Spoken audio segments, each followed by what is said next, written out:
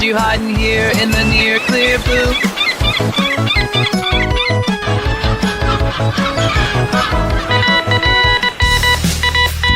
He's been cited by IGN, The Quartering, Timcast, The Daily Wire, Bounding into Comics, and even Dr. Jordan B. Peterson.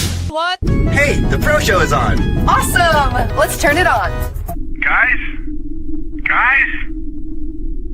Where'd you go? Morty, let's check in on Brian Johnson's new trilogy. Okay. I bypassed the compressor. What did you do, Ray? Son of a... That's gonna leave a mark. Now, he was okay, you know, after 6-7 weeks. Okay? You know, they get over it. Kids are resilient like that.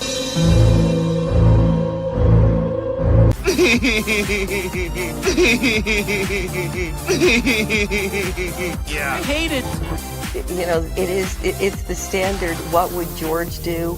I don't want you here. So sorry, George, I didn't think it would go like this. Fly, you fools! I've fallen, and I can't get up.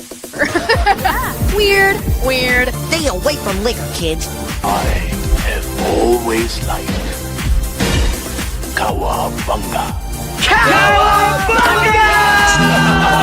Now that's more like it, Mr. Wayne.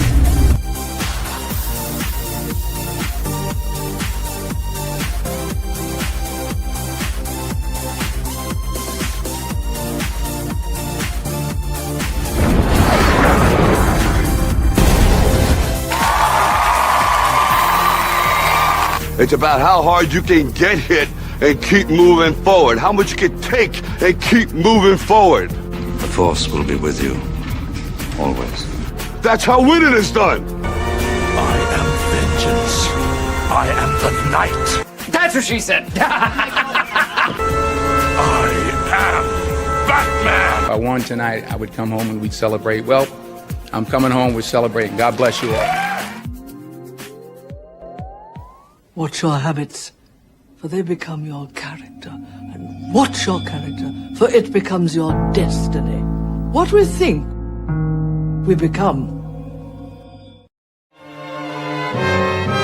It's scooping time.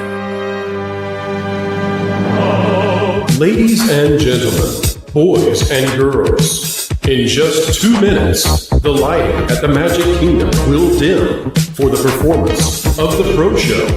We hope you enjoy and have a magical, truthful time.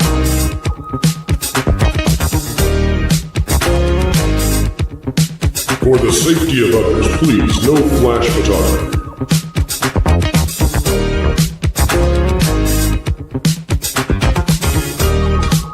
And welcome to Provision 3D.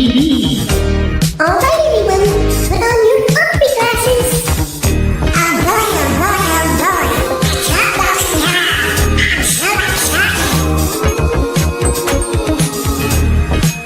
Keep learning, keep growing, and keep having fun. To all who come to this happy place, welcome. You know that you've been taught the golden rule, do unto others as you'd have them do unto you. Yes, Paul. Autobots, roll out! I'm bringing the party to you. If somebody's gonna try to blackmail me with advertising, blackmail me with money? Fortune and glory, kid. Fortune and glory. Chicken jockey! All right, it's time to go to school, son. Come on, get your hands up, man! Are you okay? They'll never take our freedom!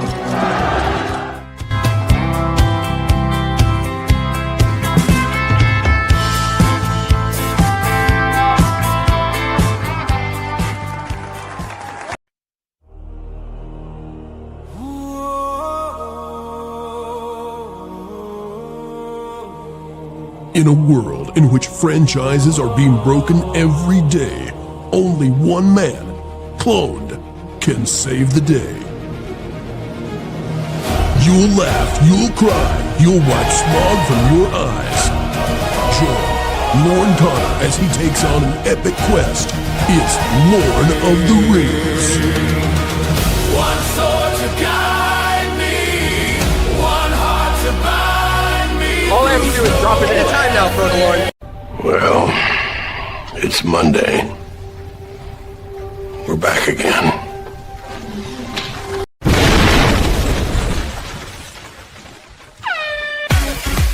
It's Monday, boys and girls, let's party! It's Monday, boys and girls, let's party! Folks, wipe away the Monday blues and get ready because we're going to boogie too. And why? Because we got so much news we can't even begin to figure out where we begin. Oh, wait, we're professionals. We know what to do. Fake Wizard is here with us. So is Lorne too. Gentlemen, how are you? Professional. Professional. Yes. Very, very sober. Yes. Sober. Lorne, you and Wiz were deep into a conversation, and I interrupted it to do the intro, and I'd like to apologize for that. It was amazing that you came in, said hi to us, and settled in for the show, and Wizard was able to guess immediately what you had been doing just prior. How did that happen? I'll admit that was actually a little bit eerie because for a moment I thought maybe he actually was a wizard.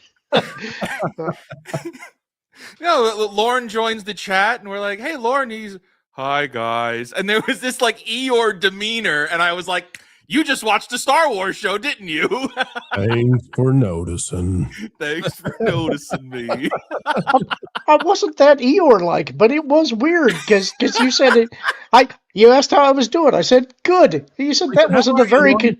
We said, how are you? And Lorne said, I'm good.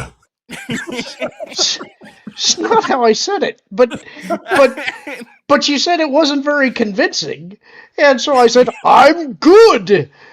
And Wiz said, "You just watched Maul, didn't you?" I literally had just watched Maul. That was very, very weird. I'm good very at reading weird, people, Lorne.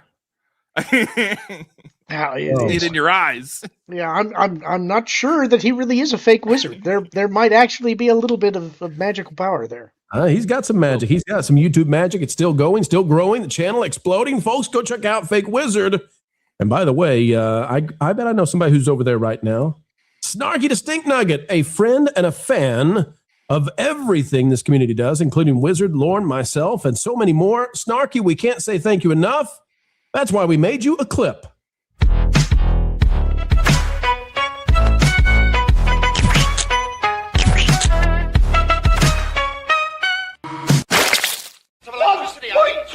Gigawatts! 1.21 gigawatts! Thank you again, Snarky. We appreciate you. Just Jay is out there for 5. Says, I found a Metroid Easter egg in the flight deck scene. Did you guys see it? I might have to see the film a third time to verify. Wiz, can you verify? Oh, yeah, you'll see it. Yep. Okay, I didn't notice it. I didn't see it. Oh, yeah, you can see. I don't know if I want to spoil it. No, we better not. We better not. Yeah, it's an Easter egg. The letter of the day is J. J. Yeah. Never just a J around here. Snarky's out there again for 10. Happy Easter, Pro.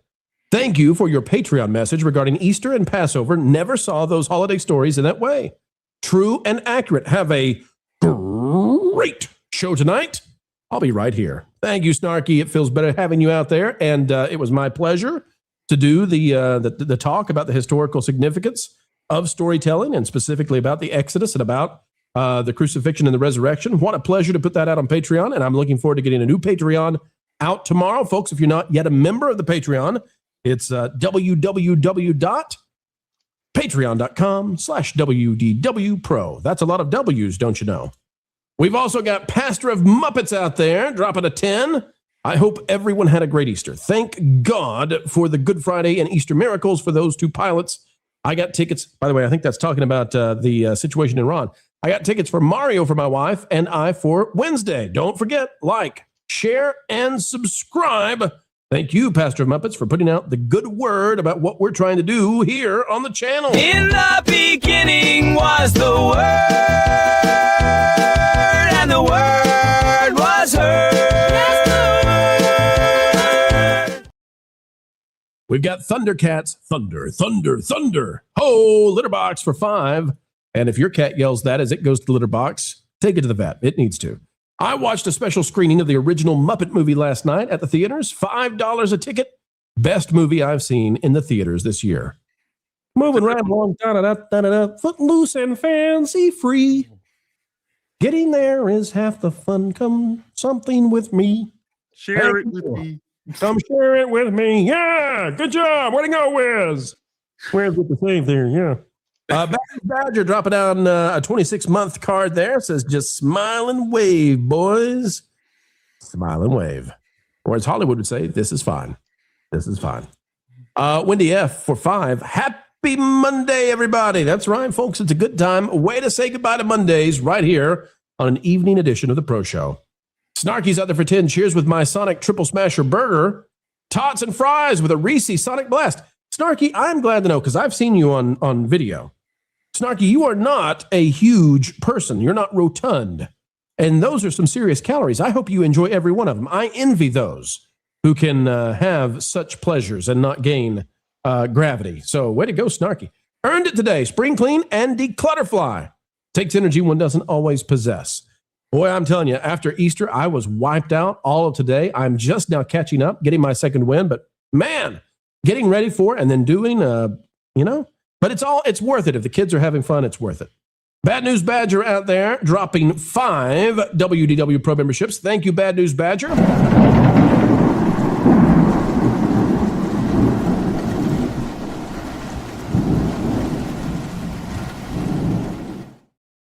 And we've also got, wouldn't you know it, Tender Warrior dropping 5 more pro memberships. Thank you, Tender Warrior, and great to see you again.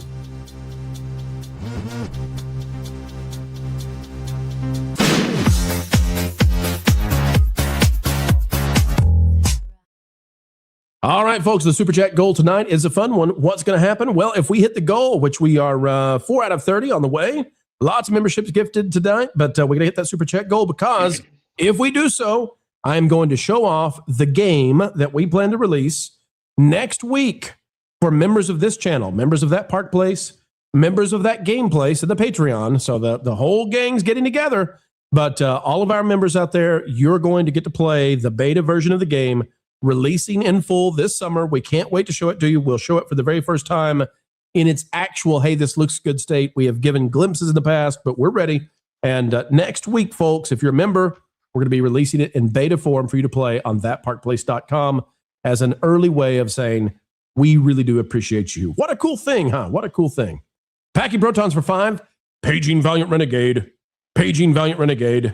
Is he out there trying to dodge mating gators? What happened to the 8 p.m. show? I don't know. I didn't hear from Valiant what he was doing tonight, but, Easter does exhaust. I have an answer to that question. Lauren, hold on. Whoa. Wait a minute, Lauren. No, we can't just do that on the fly. This is breaking news you've got, sir.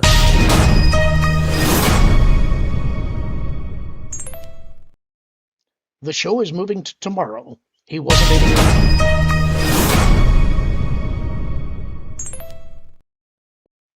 to...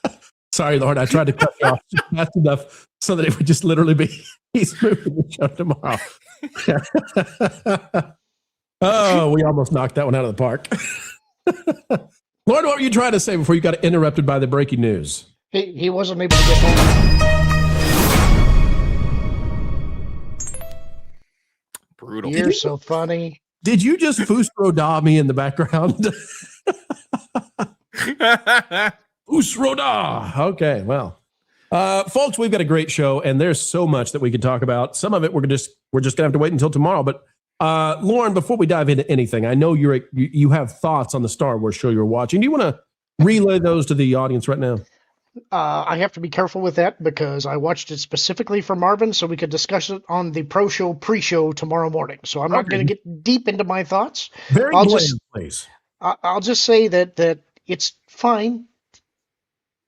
Mm. Mm-hmm. And for the truth, tune in tomorrow. No, it's not. I mean, it's not bad. My question is just does it need to exist? Maybe.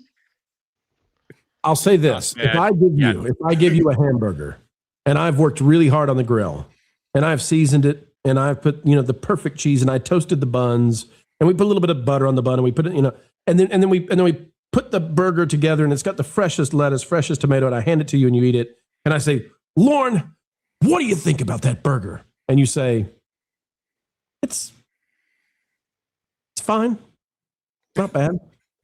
Do you know, you know how I would feel about my cooking abilities? Do you know how Lucasfilm must feel right now as they're watching in, Lauren? Well, look, it's only 2 episodes in. Maybe they're going to throw a curveball I didn't expect. I will say that the positive that I could give it is I feel like it's more adult than I think stuff that I normally expect to come from Filoni is. It is telling an underworld story. I think that it did a fine job with that. And it did do one thing in the show that I kind of like, but I don't want to get into that yet. If it were me, like I've said this before, I like the Solo movie. And I have some issues with the Solo movie, but I would have liked to have seen what the other Solo movies were going to be. They teased Maul at the end of that, at the head of Crimson Dawn. I wanted to see that story. I'm not sure I care about this story, if that helps at all. All right. We will wait with bated breath and chomping at the bit to find out what you have to say. How are you going to hit at Lucasfilm tomorrow? We will find out. What time is the show tomorrow, Lauren? It's 8 o'clock my time, which should be 11 o'clock Eastern time. The math checks out. I think you're right. All right, folks, let's dive in. We've got news to hit, and boy, it's good news. I love winning, don't you? And winning is happening right now all across America and across the world with the latest 2 big hits at the cinemas. Oh my gosh, I think we might be saving Tinseltown, Hollywood, and I think the studios might actually be waking up after this one. This is phenomenal. We'll tell you all about it. How about right now?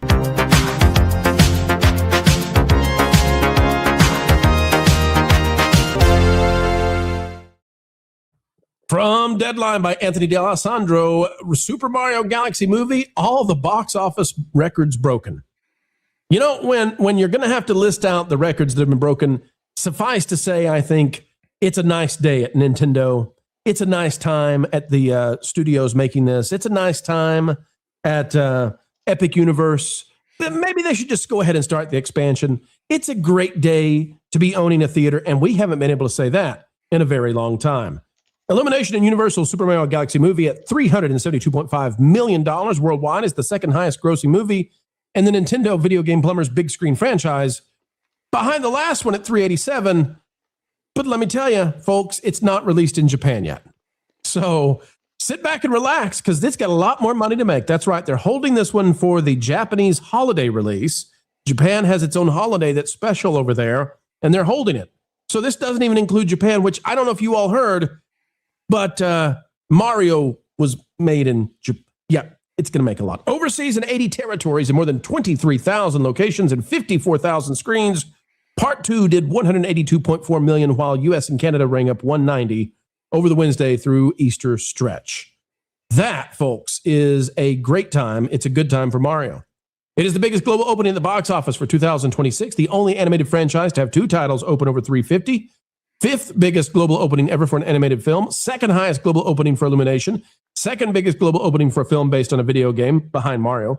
5th biggest global opening for Universal Film. And again, ladies and gentlemen, if it had opened in Japan at the same time, it would be much, much higher. Also, let's say that we told you with a prediction that came out, we had to record this. The video came out Sunday morning. We had to record it on Saturday.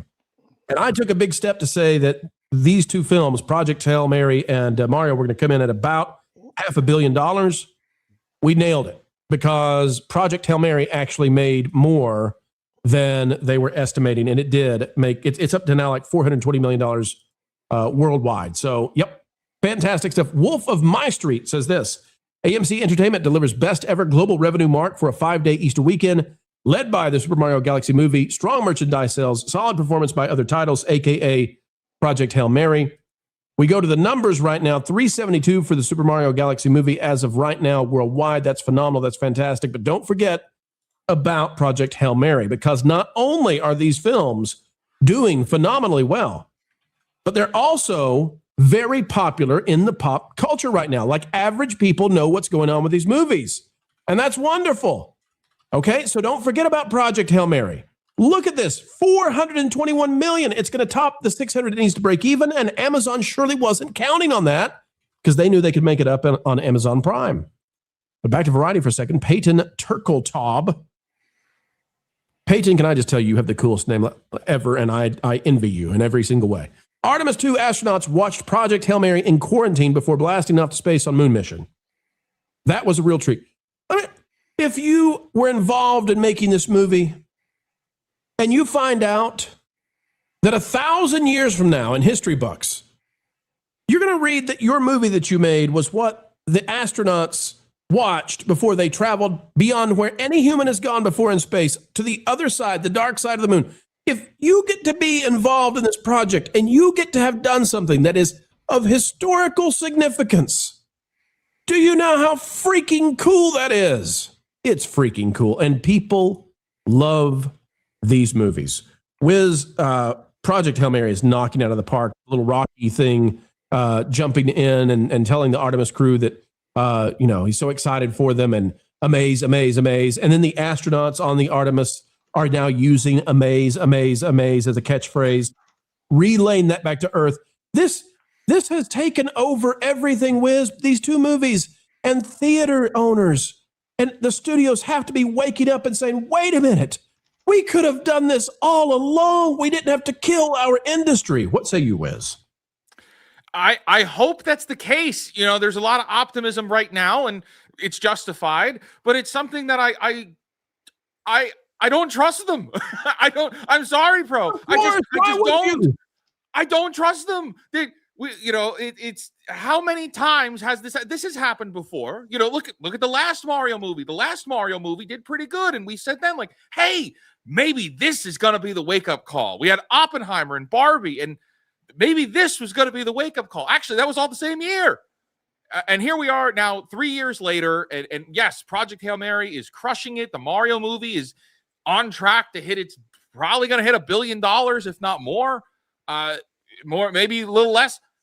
Regardless, it's nice going to theaters right now, and it's packed. And that there's something just comforting about that. That's a nice thing to see. It's a nice thing to experience. The idea of even going to a midnight showing now and it's filled with people. It's great. It's a great experience, and I'm glad we still have them. But I don't think that we could celebrate yet, because look at what we have the rest of this year. Like Moana live action. Okay. Woof. Everything else that we got coming out with Disney. Woof. Doomsday. I don't know. But I am hoping that there are conversations. There have to be conversations being had, especially with Ryan Gosling saying things like, it's not your job to save theaters, audience. It's our job to make things worth going to see. That right there means somebody's having a conversation behind closed doors. I just hope it's the right one that works out best for all of us, because we're the ones paying for all the tickets. Lauren, surely they love money. I always thought they loved money. Do they still love money? Because if they love money, they know the way to get money again. They do love money, and don't call me Shirley. I saw... Lord, we're not doing SNL references after that girl got in trouble. That's coming up soon, too, okay? No more SNL right now. They're on hiatus. I saw the movie for this Project Hail Mary for the second time this week with my parents and my son. They all had a great time. And my son went to see the Super Mario Galaxy movie tonight with his friends, and he texted me and said that he had a great time. So that's great news from my standpoint, because nobody was disappointed.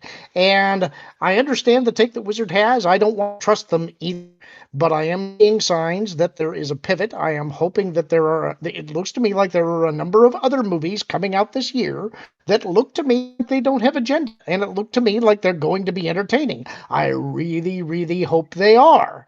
And I noticed that Hollywood's starting to branch out in genre a little bit again. They're not just trusting that superhero movies and adaptations are going to get them through. I'm seeing a number of biopics that are going to be coming out. I'm seeing some documentaries or movies based upon historical events. All of that, I think, is positive movement. So I want to see more of that out of Hollywood. There is a chance, okay? As Lloyd once said, you're telling me there's a chance. They've got a chance now. They know the way to save themselves. I don't know if they'll take it. I don't know if they'll, but somebody out there does. And I want this person to come in and explain to us what's going down. before Hollywood has to yell this. I declare bankruptcy! Andy, we don't want them to yell bankruptcy, okay? It's not a good look for them. They need their diamond-crusted swimming pools, right? Oh, yeah, and the pool boys to go along with them. Andy's been he knows. I think that they really need to look at the people that were calling for these things, like the Black Rocks out there. And I think that they're starting to get a little bit of a heads up, too, that, like, hey, guess what? This was a lot of people's money you were playing with, and you lost a lot for them, insisting on these changes happening. If that turns around and then they actually have to listen to the audience, I think the best thing in the world would be for companies like Disney to really feel the burn of this. And I think they are feeling it with the decreased park attendance, which has always been their cash cow. Their movies have certainly been more missed than hit. And I don't think that's going to change anytime soon. I think that we're going to see Spider-Man make a lot more money than Doomsday does, unless Doomsday really knocks it out of the park, and which I don't see how they can do. From what I understand, they don't even have a completed script yet. So, and they're running out of time with it. So if that doesn't really come into play with this, Hollywood may be in a world of trouble. Now, the question is it like the Titanic, where you need so much space to turn this thing around that you run out of time and just hit more icebergs? That's a great question. It's a great question. But, you know, I look at this and I just say to myself, okay, you jokers made $500 million in a single week just by giving audiences what they want. We don't want Ella McKay. We don't want The Bride. We don't want Ghostbusters 2016. I can keep going through the list. You know, this is not hard. We just saw exactly. And it's not politics, right? There's nothing political in Project Hail Mary. There's nothing political in Mario. When they say, oh, you guys want movies that are to the right. No! You just delivered apolitical, universal stories. Mario's not the greatest film ever. It doesn't matter. It's something safe and fun the kids can go see. And there's nothing in the story that parents have to explain on the car ride home. And Project Hail Mary is a great film. It's Spielbergian, right? It reminds us of things like Back to the Future and Zemeckis and all of that. Folks, they know the way. They know the formula. They don't want to bring it your way. But Wiz, I continue to think surely as their industry faces extinction, this is the moment. And I'll say this, Wiz, maybe you're right. Maybe your skepticism, maybe your cynicism is correct. However, they're out of pivot points after now. Either they learn this year or they burn the industry down and it never comes back. Yeah, there's no more money. They're all out of money. And there's massive consolidation across the entire entertainment industry. It's not just like Hollywood. It's all of entertainment is consolidating, which means they have to make really calculated moves because there's not a lot of money flowing to be taking chances on things, which means they need to start appealing to general audiences again and stop trying to tell everybody what to think and what to feel. So they have to, and that regardless of your politics, they have to cater to general audiences once more, or they go extinct. So that's the choice in front of them. I think my fear is that they're like the snake that, you know, wraps itself around a blade, thinking that it's going to like suffocate the blade, but it ends up hurting itself even more. That's what my fear is. And, you know, it's Hollywood is just as venomous as the snakes anyway. I don't know what's going to happen next. If I look at the upcoming lineup of movies, even just for this year, we've got Masters of the Universe. I think could be good now based on that most recent trailer and based on the fact Project Hail Mary came before it to set the tone for what Amazon movies could be. That's a good sign. Mandalorian and Grogu, I don't know. That's not going to do it. Toy Story 5. I don't think it's going to make $1 billion, but it'll do something. It'll do something. It'll do better than Hoppers, that's for sure. But will it be as message heavy as Hoppers? That's the next question. And we could go through this for the rest of the summer. We've got Moana in July. I don't know if that's going to do numbers. The dislike ratio on that is pretty gnarly. People are not happy, and The Rock looks silly. So I don't know. We got some wins, but we definitely are going to have some losses. But to that point, they either pivot now, because if they pivot right now, if the studios look at this and say, okay, that's the formula, that's what we're going to do, those films would come out in 2029. I don't know what the film industry looks like in 2029. So I don't know what it looks like in 26. Right. They like by the end of this year. I like, they're so far past, I don't know this can be salvaged. But if it can be, this is it. This is the chance. They either take it or goodbye. It's over. Lauren, Andy, any thoughts on that before we wrap this particular topic up?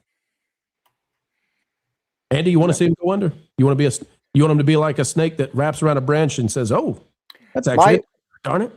My concern is that they'll be sitting there like with their, a little bit of fecal matter is okay. Like if they objected to too much, let's sprinkle a little bit more in. And they're not getting the idea that we don't want any of that in there. We don't want any of, and that's the thing. It's like they think that everything is shifted to the right. It's like it hasn't. They're just, their viewpoint has skewed so far into just weird. You can't even call it left. It's so far left. It's like it's out there with Rocky in space, because it's the normal person who just lives their life doesn't stop and think about this stuff. And they're looking at these things on screen and they can't relate to it because they're too busy living their normal life. And they keep trying. And I think it's going to take somebody getting in there in boards that starts firing these people. And I don't think Josh D'Amaro is going to have the stones to do all that. And I think the bigger problem is that they all want to be invited to the party still.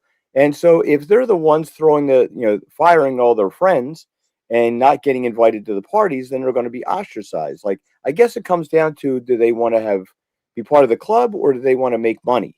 And that's going to be the tough question, because some of these people are willing to stuff the silverware from the Titanic into their suit coats as it's sinking. I think that's the strategy of most of the older celebrities. I think they're okay with the Hollywood Hills looking more like Detroit. I think they're fine with that. I think they don't mind kicking how they treated Timothy Chalamet when he said, "Hey, I'm going to make movies that matter. I'm going to make movies that are popular. We're not going to stick with the artsy fartsy." The way they treated him, where it was a public shaming, that's absolutely how they view this. But they love their yachts. They love them a lot. And yachts take a lot of maintenance. So we'll see. But if they're going to change, they have no additional time. It's strike two outs, 9th inning. What you going to do, Hollywood? What are you going to do?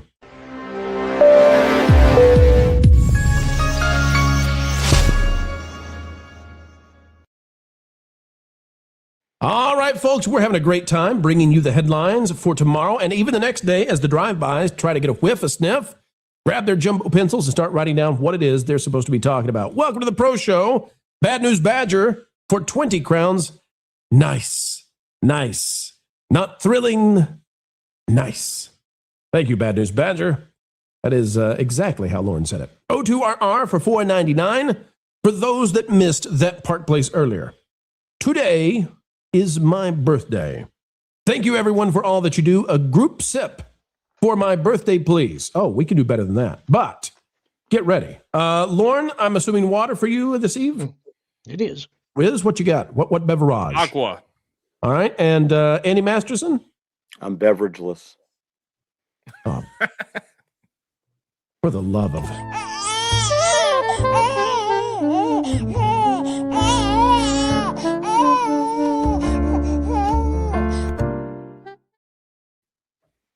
What are you? Whoa. Happy birthday, Andy. Well, I am Irish, so. All right. It's emergency flight. Andy, I'm going to click a button. You're going to go away. I'll bring you back. See, I told you. We know how it works. All right. I had to hit the button, though, because we got to say happy birthday to O2RR. Folks, join in. Simultaneous sip in 3, 2, 1.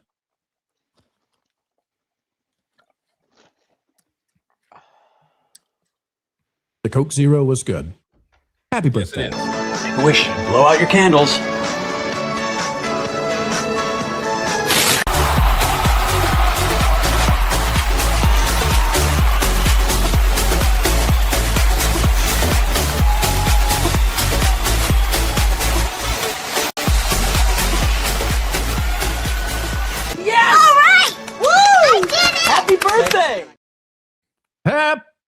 birthday. Culture Casino out there for 5. As always, Pro, your prognostication was perfect. Thank you, Culture Casino, and nice alliteration. Snarky's back again, bringing 10 WDW Pro memberships. Thank you, Snarky. We appreciate you and your little chocolate nug.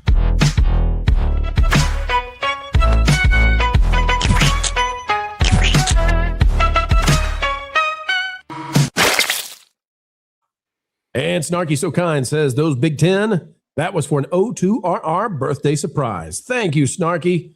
And for 5 again says, real life wizard. Whoa. That is not, you are not real life wizard. You are real life fake wizard, my friend. Now, I don't know who this is addressed to. He's talking about real life wizard. That is not a fake. Yeah, Lauren is spreading rumors. New videos every day, brother. Lecture me. Please educate, inspire me, more input, more. You need a second channel, Wiz. Just wait. You need a second channel. A third, a fourth, we'll clone you. Come on, man. Yeah. Step it up. Here we go. Keep it going. It's not enough to gain 10,000 subscribers a day. We got to get you going big time. You need about 5 channels, Rumble exclusivity, but only for a streaming show, your own brand of coffee. Right. You could, yeah. I'm going to become a TikToker. Yep. That Wizard place. I've come up with it. Second channel. That there Wizard. You go.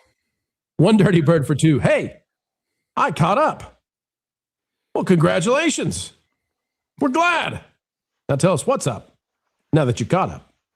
Patrick getting away for 5. I think there's still too many in Hollyweird who refuse to see the writing on the wall. Well, they're out of wall. They either change it or they're not going to make it. Look at this right here. Look at that. Pro, fake wizards takes are even more complete than Mahler's. Oh, folks, this is not a contest. No, easy. That's high praise, man. It is high praise. I don't know. I appreciate that. People are now recommending the coffee brand that you buy out. I'll let you figure out what that's going to be. Okay, well, I'll tell you what. We've got some expertise in the next topic. At least all these guys do. And I think we're going to go there, folks. I know Lauren gave you great fear about how Star Wars is going to do in the Filoni era. I know that we're waiting to find out what the full review is tomorrow. But what if I told you there's a sci-fi franchise and it's even worse? And I didn't know how worse it was until the new ratings came out. I don't want to berate Kurtzman on the way out the door, but I don't see any way around it. Lauren?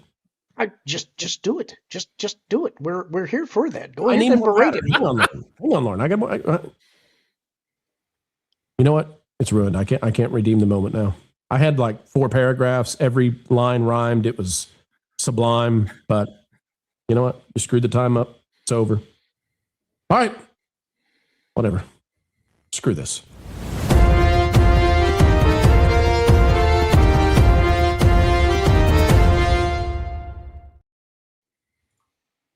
I'm feeling great. I'm feeling grand. Ladies and gentlemen, I'm feeling much better than Kurtzman can. Why? Well, out of that Park Place. Take a look at this from Trevor Denning. Lauren, you're going to love this one. Starfleet Academy viewership plummets. Now, that's a headline. That is crisp. That is succinct. Folks, it relays how much this is sinking and never to rise again. Get ready. The numbers are insane. According to a source close to Star Trek Starfleet Academy, viewership for the streaming series may be far worse than early reports suggested, signaling a troubling trend for the franchise. Speaking on a podcast, YouTuber Mike Staccato, I'll go with Asa, said, I heard from my source the entire first season of Star Trek Starfleet Academy, not individual episodes, the entire season total views, about 400,000. Not per episode. Cumulatively, the entire series, about 400,000 views, which is an average of maybe 40,000 views per episode. Now, I think this was an 8 episode. Is that right? 10. Oh, never mind. It's 40. Okay, well, yeah, that math checks out. 40,000 views per episode. It's worth noting that Starfleet Academy was positioned as a flagship series on Paramount Plus with a marketing budget to match.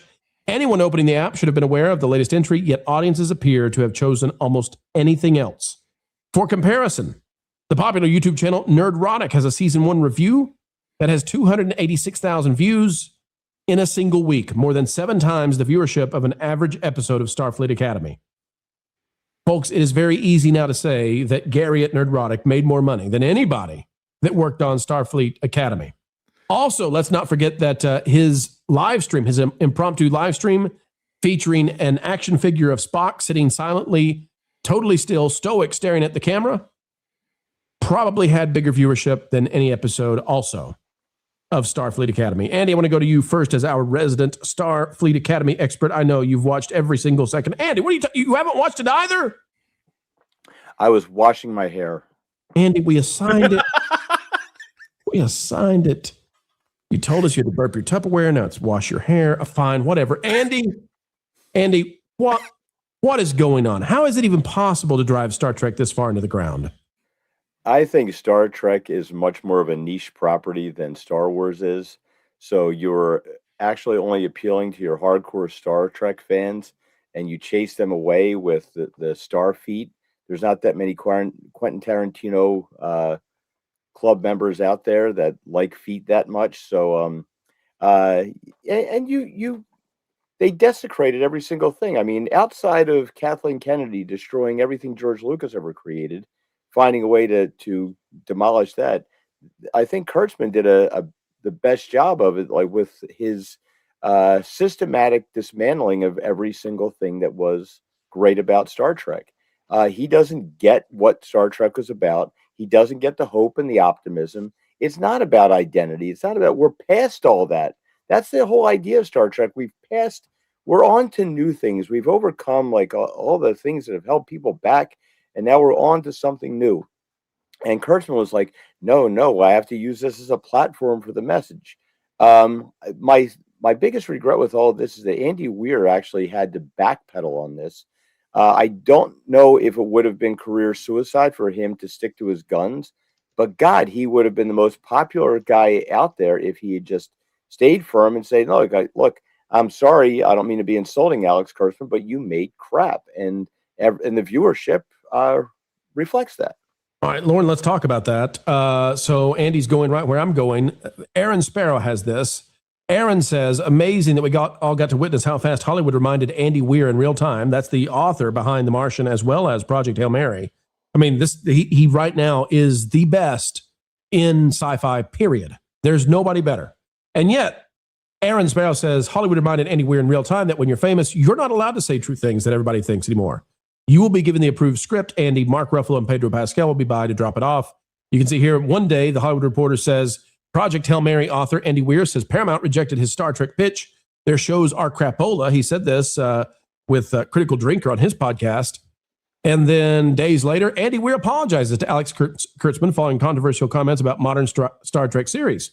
But what he said was absolutely true. Geeks and Gamers has this one from the Saturn Awards. Kurtzman talking about Star Trek and what they were up to. 40,000 views, folks, 40,000 views. Sacrifice it. Why? For the message, the golden calf of Hollyweird. Here it is. Here's what Kurtzman had to say before we got to really laughing at him about how just bad these ratings are.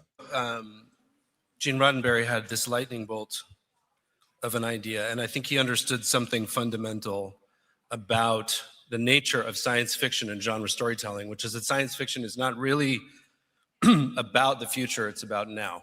It is the prism through which the looking glass, the magnifying glass through which we examine ourselves, the state of humanity, who we are, what we're capable of, and where we're going. So it's about the message.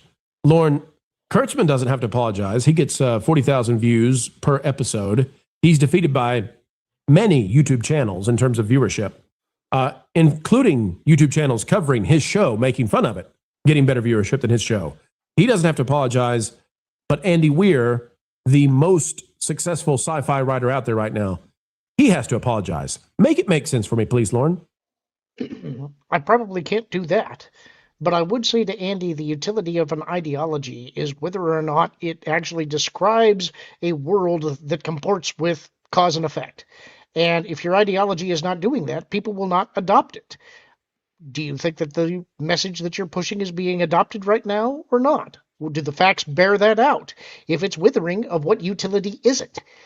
It's apparently not. and they're slow to get this message, but they will get it. And I think that that's part of what we're seeing right now. I think shareholders of the studios are reading the balance sheets, and they are recognizing that they are dangerously close or already into the red. And I think they are now beginning to say, we're putting the brakes on this stuff. I don't think that they've yet done it. I don't think that they have turned the ship yet. And I think an awful lot depends on the midterms. But unless they can start getting stable revenue in and start improving the balance sheets, there's going to be more layoffs. There's going to be less productions that go into production. And you're going to have more actors that are out of work. And I think when that starts happening, they start getting a lot more quiet about their ideology. And I think that's why you're seeing some of these people now saying, I don't want to talk about politics. That's not my job here. You don't want to hear me talk about politics. And that's very true. They're trying to protect their bag. Let's support them in doing that.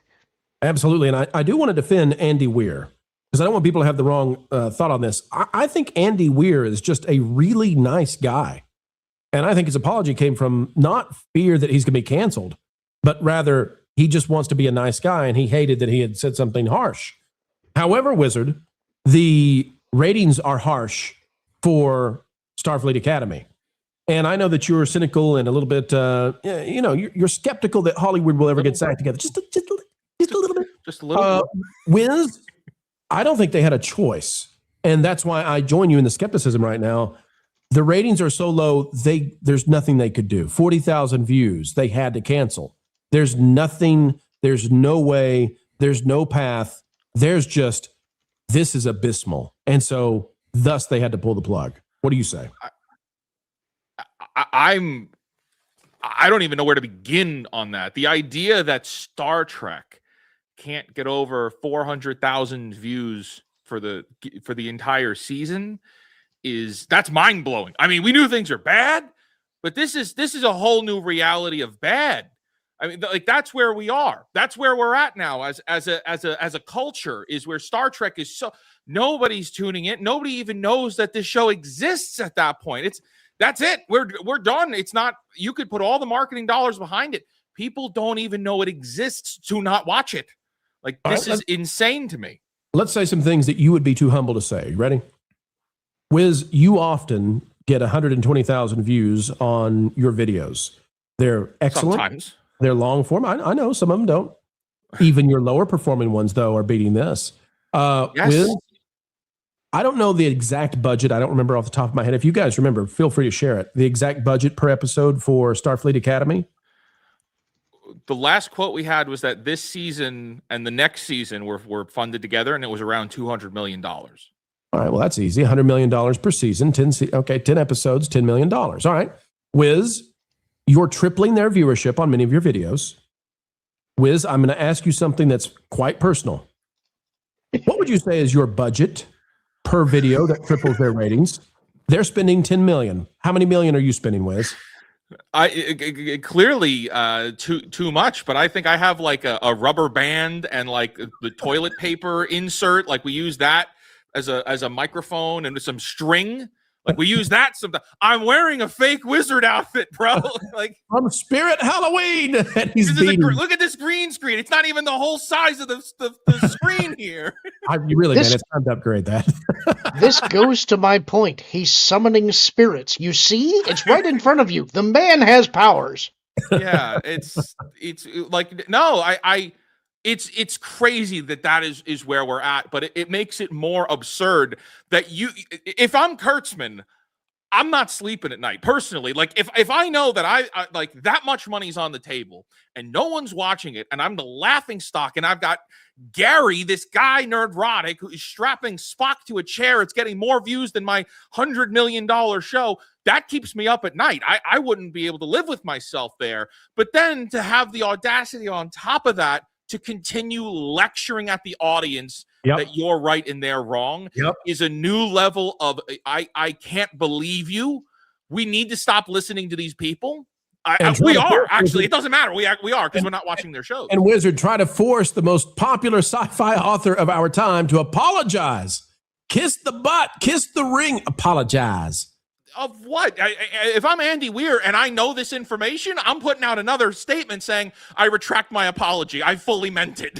Like, at this point, what are you bending the knee to? This Failure. man killed Star Trek. It's gone. It's dead. Here's the reality of Star Trek. It's not coming back. It'll come back. They'll make more Star Trek. It'll never be what it once was. It'll never be even to the point of when they were doing the Chris Pine films. It'll never be that big again.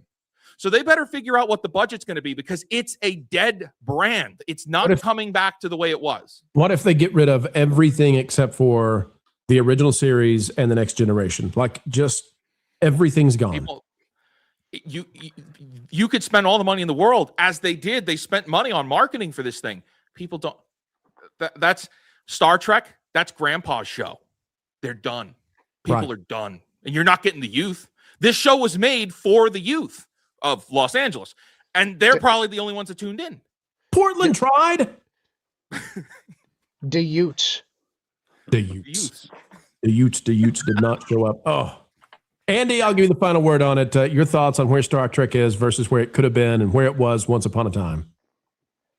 I don't know the formula for this. I think that the original series I grew up with, it was exciting, it was fun, it was adventurous.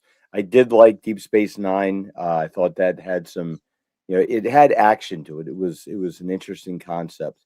I did not care for Voyager, and I think they lost their way somewhere with Enterprise. I think Enterprise could have been a much better show. Is there an audience in the future for it? I don't know, because I don't know if the kids today have the attention span to actually care about science fiction where the science actually makes sense with reality. I think that we've gotten to this point where if it's not spoon-fed to them, they didn't see it on screen, I don't know if the younger audiences today actually know that it happened. Like, we grew up in a time where a couple would get together, the leading man would lean in and kiss the leading lady, and it would fade to black, and we all know what happened.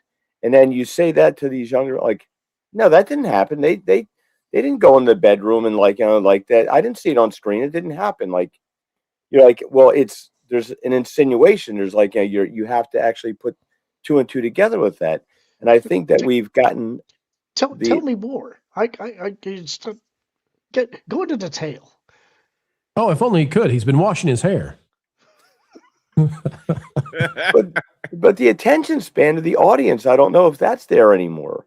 If it's not something frenetic and happening in a million miles a second and giving them immediate stimulation, I don't know if we have skilled storytellers, but you're telling it to an audience that is already invested in idiocracy. I don't know if it's going to work.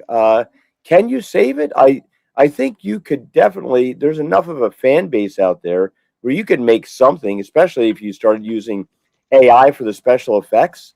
You could make something cheap enough where you could probably actually make money on it. But as it is right now, I don't know. So I know I said I'd give you the final word, Andy, and I probably still will. I'll probably come back to you, but I just wanted to add this and see what you guys think about it. I think where Star Trek may have completely fallen apart is I don't believe that the writers in Hollywood today, I don't believe they believe in a future. I don't think they believe in something worth fighting for. They actually, they have latched on this idea that humanity is like a virus on the planet. We need less people, not more. They've taken on this viewpoint that we're destroying the earth, that there is this oppression class, that science and technology are actually parts of the patriarchy, and we don't need to do that. There's no objective truth. There's just power. And all of that destroys foundationally what Star Trek was about. Yeah, and there's no good or bad either. No. It's all no good or bad. It's all relative. All relative. And again, once you say it's my truth versus your truth, it's just about power. So you're saying that good and bad is binary. That's where we are. That's where Star Trek is.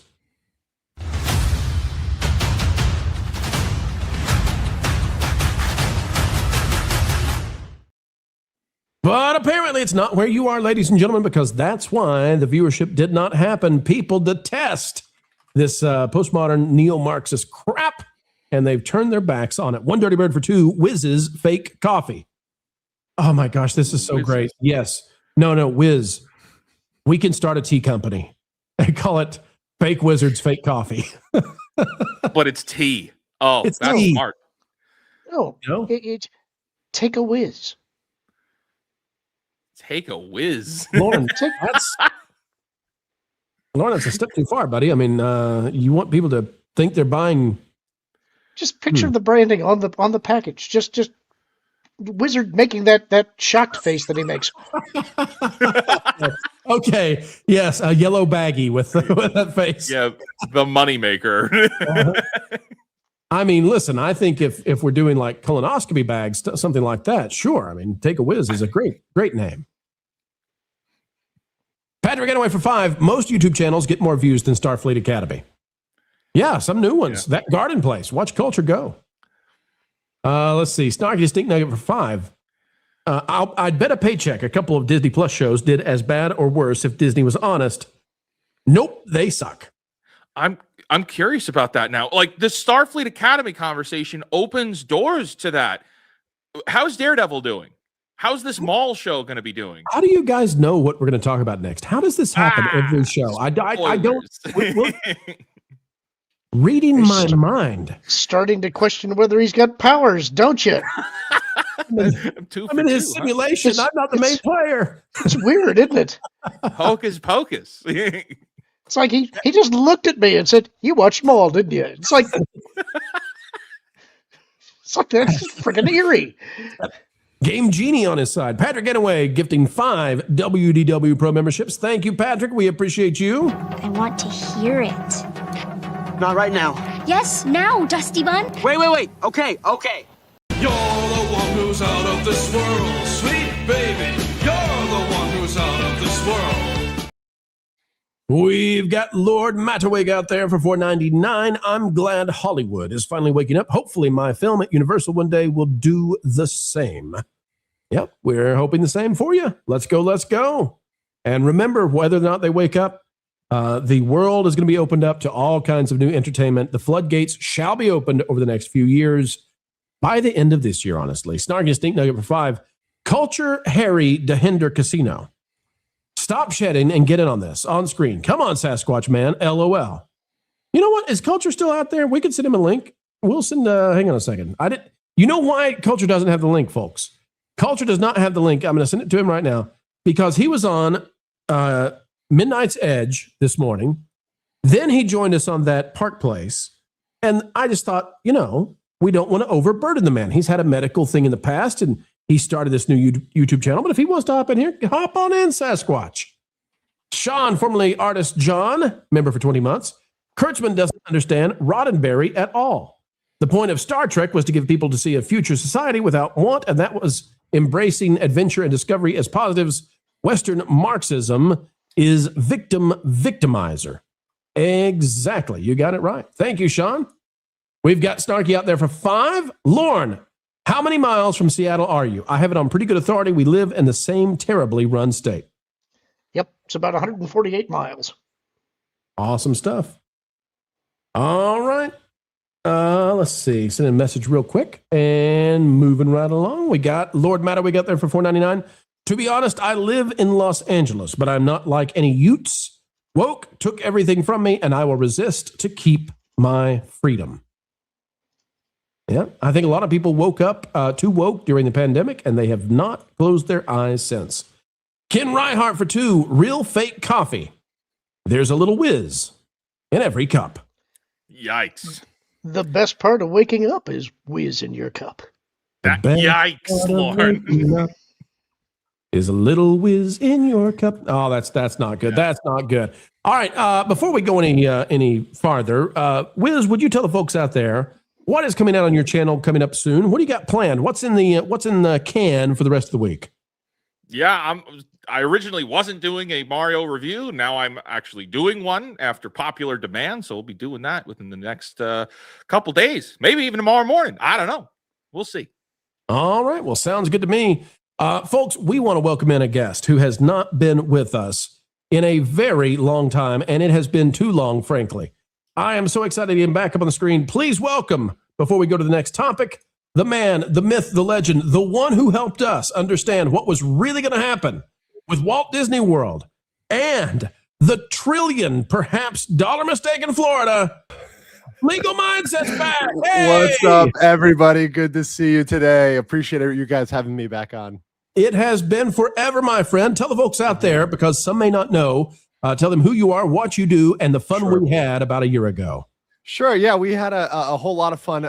My name is Andrew. I'm an American attorney, specifically a Florida attorney. And back in the day when I was in Florida, I represented a lot of special districts and did a lot of real estate, commercial work. I worked with Universal Studios. So back in the day when there was a big fight over the CFTOD and Reedy Creek and all of that, which has now been resolved with findings of no criminal liability, but certainly an inappropriate relationship. That's the official findings, that, by the way, that they had, that there was an uncomfortably inappropriate relationship, but not criminal, between Walt Disney World and the Reedy Creek Improvement District as they were going over that. Obviously, that's all been settled. That's all been handled, because in the end, as we predicted and kind of talked about, they were never going to win against the state, right, that they operated in. That was something that was not going to happen. And they lost those lawsuits or dropped out of them or dropped the lawsuits. So that kind of handled itself in the way that we all predicted and called. And I think as we also predicted and called, because at that time, we saw a lot of issues, and I think you're talking about this today about politicization and the direction things were going 2 or 3 years ago. And I think it's very interesting because actually, and very timely, because now coming back on, I'm seeing, the whole direction shifting now, right? I just saw the clip the other day from BlackRock, talking about what they were doing 2 or 3 years ago versus what they're doing now and how there's been a shift. And I think it's very, very interesting to see that finally coming through, which is something that, I think we talked about and predicted a while ago. But I like to cover legal topics and kind of the trending news cases of the day. My favorite internet idiot, Johnny Somali, that I've been covering forever, is going to his last sentencing hearing next week. So I've been covering a lot on that. But it's good to be back here with you, gentlemen. He is the Rachel Zegler of your world, I believe. Yes, he is my Rachel Zegler. Yes. Let me tell you, Andrew, people are excited to see you. It has been so long, and Snarky is out there dropping 50, saying, "Holy rusted metal Batman! Who is that?" Great to see you, old friend. You don't look a day older than you did the last time you were here. It's the filters. No. What are they talking about? You look good. You look good, Snarky. Pastor of Muppets is out there for 5. Lorne and Snarky, seems we're all in the same state. Heck, I'm probably in the same county as Lorne. Well, your buddies, your pals, your chums. You can go stop by the local Mexican dive. That's interesting. I had no idea that Pastor of Muppets was here. So yeah, we're getting a crew together. There you go. And folks, let's find out that we got one more person behind the door. Who could it be? And then we've got a heck of a story to cover. We'll go there as soon as I find the clip for that door. There it is. Who could that be? It's Culture Casino with that garden place. Welcome aboard, buddy. Hey, do you see that guy? I love that guy. Legal Mindset. I get to hang out with him once in a while. When he's live, I love to pop in and just say, hey. Look. If you're not following him, you're missing a lot. He has so much knowledge. Obviously, he's a legal eagle, but he's also somebody who just entertains. I can't believe it, man. What are you trying to do to us right now? I love this dude. I love this dude. Look, he understands SIFTOD, or as it previously existed. He is a guy that actually helps create districts and manage them. I mean, he really understands like the villages and other crazy places in Florida. Fun fact, I know 2 of the current members on the CFTOD. I actually just checked the updated list, and one of them I've worked with for years, and actually is a competent guy. Good. So it's good to see some familiar faces there. I look, I had to be on with the Wiz. Like, nobody beats the Wiz, guys. There's a commercial all about it. I'm just saying. Nobody beats the Wiz. You were requested by the audience to be here. I know. And you interrupted me mid-wine, so whatever. We've been bragging about Nintendo. Now that Andrew is here, I think we should talk about something that did not go so well for the house that Mario built. Shall we? Folks, let's dive in right now.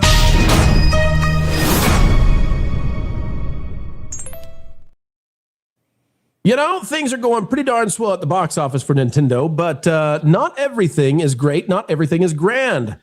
Taking a look at this from IGN by Wesley Yinpool, USPTO rejects Nintendo's controversial summon character and let it fight Pokemon patent in non-final ruling as Pal World Legal Battle rumbles on. That is not a great headline, okay? That is I don't want to be mean to Wesley. Wesley, you're probably a better writer than I am, but the average person has no idea what this is about. Ultimately, what it comes down to is, can Nintendo trademark, patent, copyright, whatever you want to call it, can they lock down some of the basic abilities in video games?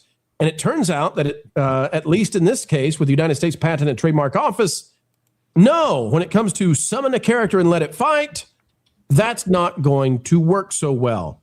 Now, Andrew of Legal Mindset has been covering this out of his channel, Nintendo Loses Big Patent Battle. Much simpler title there, right? Much simpler title. 1,000 times better. We get this one. Andrew, walk us through what has happened with Nintendo and this effort to try to grab up. This reminds me of when Disney with Coco tried to get hold of the rights of Dia de los Muertos.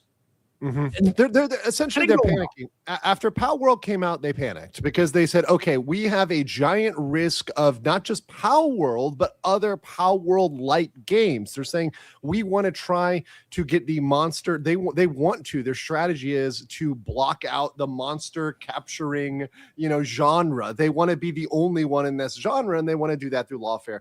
And what they've been doing is they've been aggressively filing patents for the last few years since they've initiated the Pal World lawsuit in Japan. Now, understand that's very important because there's Japanese patents and there's U.S. patents. So technically, the U.S. invalidating this patent doesn't directly affect their lawsuit. However, what it does is it put a giant roadblock in this strategy they've had of filing dozens and dozens of U.S. patents in order to try to be essentially a patent troll and block out the entire genre. So that stops that, kind of put a big hamper on that strategy, because a lot of developers, a lot of other people that were looking at making games or making mods, etc., have been under a chilling effect from Nintendo, scared of litigation, scared of being sued.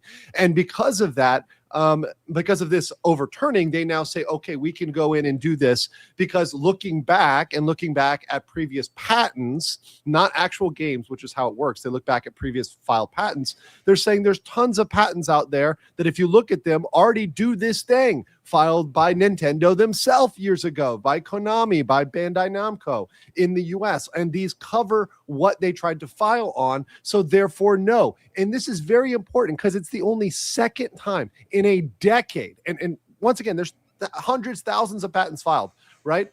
This is the second time in a decade where they've gone back and re-reviewed something, which means the pressure that people were putting on externally on the patent office to review Nintendo's BS patents was large. And there was art that was submitted to show, hey, no, this is something that was already done before. This is something historical. And if you just think about it from a logical standpoint, even thinking about real games, how many other games have characters you summon that fight on your behalf? So many games, right? You've got Digimon, you've got World of Warcraft, Disgaea, Persona, a bunch of other games that have this mechanic and have had it for a very, very long time. So this is something that I think is good. And it may also involve, even for Japan has started rejecting Nintendo patents. And when you start hearing that, like Japan is rejecting Nintendo, that is something that I think is a paradigm shift. So it's definitely a reckoning for them.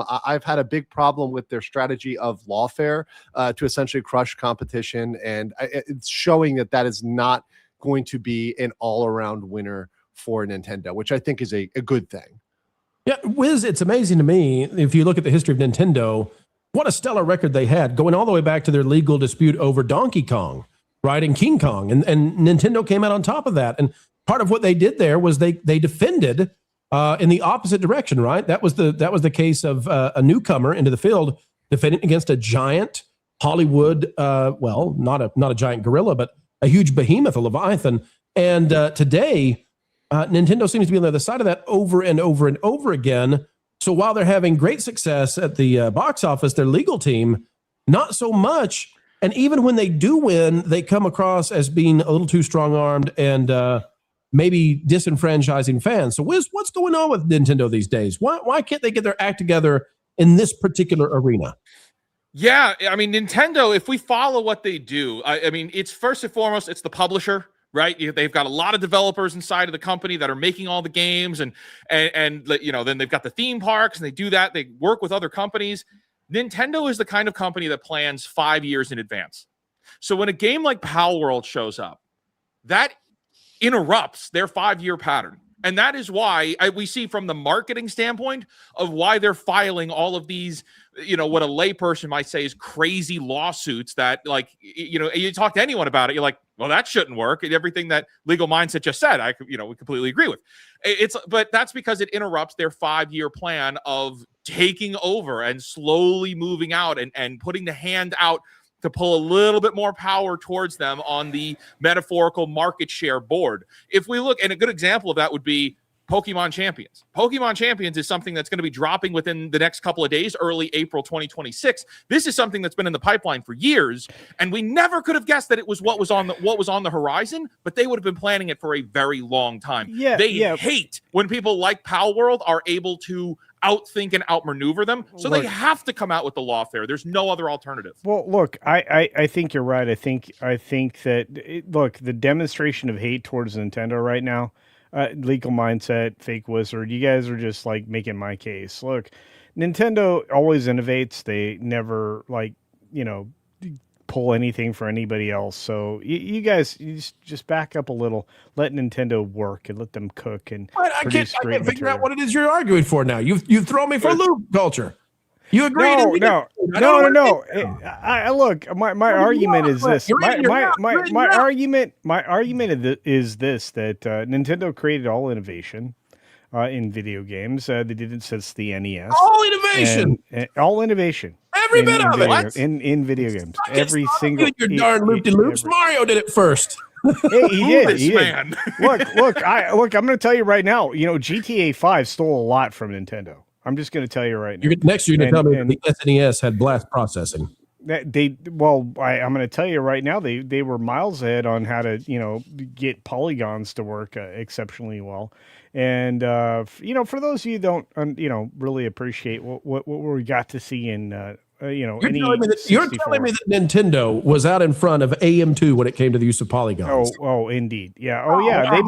They made my Commodore 64 look sad. Okay. And I was programming on that, but I'll tell you a little bit. You got a single polygon to run on a Commodore 64. I'm impressed. No. I'll just say it this way.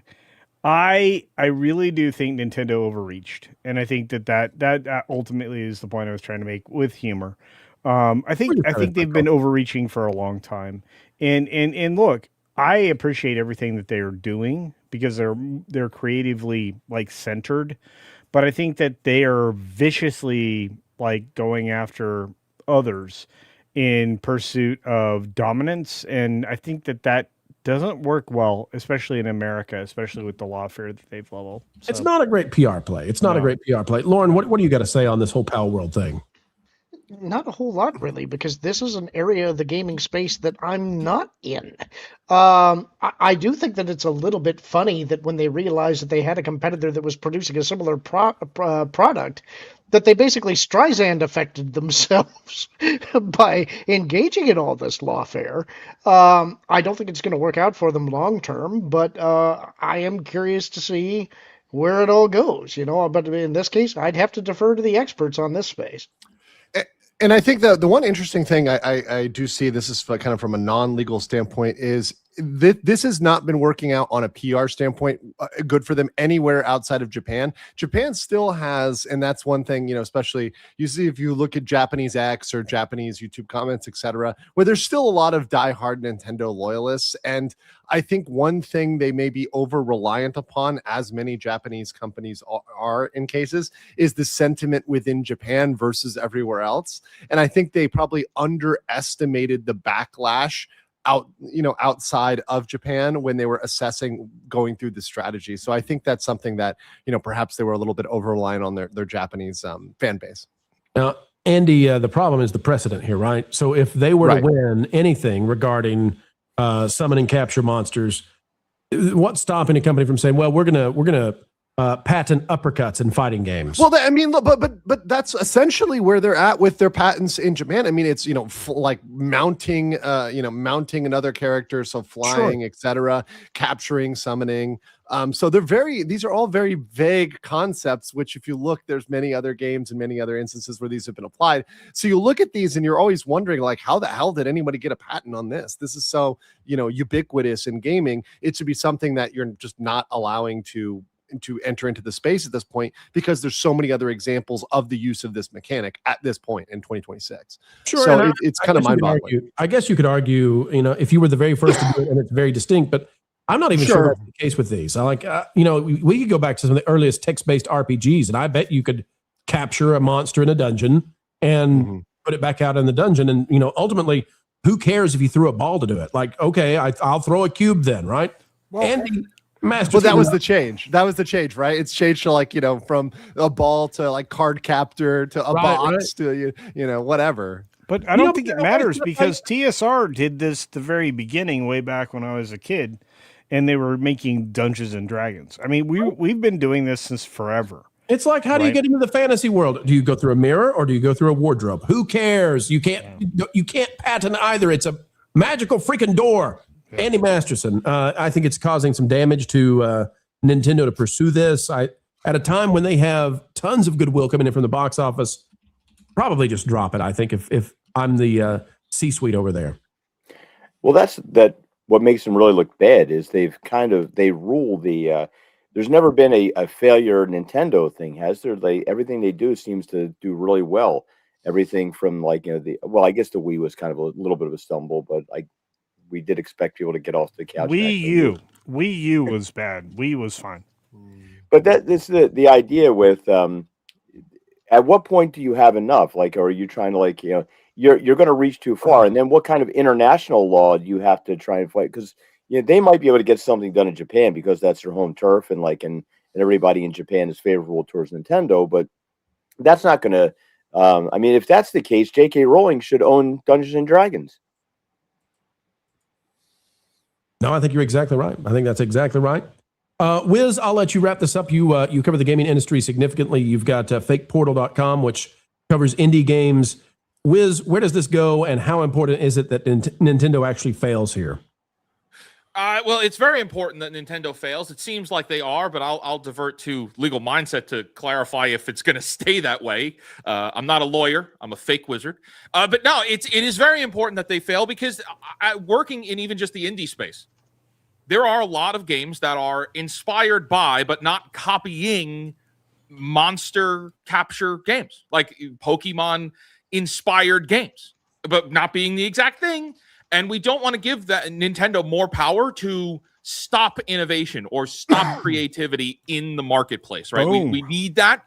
We still need that to happen. Nintendo will do it. They're a very litigious company. So yeah, of course they don't want this to play out in the way that it is. But I mean, Pal World kicked the door in a position where nobody else has, and this is their reaction. But I don't think Nintendo's very worried. They like I said earlier, they run on a 5-year plan. Everything that they're doing right now has been in development for a long time.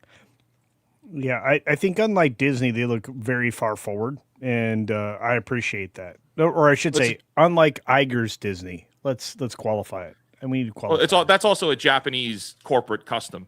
So true. I've worked with a lot of Japanese corporations. They are 5 years ahead, and Nintendo, they might even be 10. It's what's driven the film industry crazy, trying to get Nintendo to work with them, because it does not function the same way as the haphazard Hollywood, and especially lately how they've tried to get them. Please give us an animated Zelda, and then Shigeru Miyamoto's over there talking with Sony. So it's fascinating watching all of it. We'll keep an eye on it. Andrew, thank you. That's a phenomenal take. And folks, if you would like to find out in high resolution exactly what's going on with Nintendo, get over to Legal Mindset and check out the video. We'll scroll up so you can see the title, or scroll down, excuse me.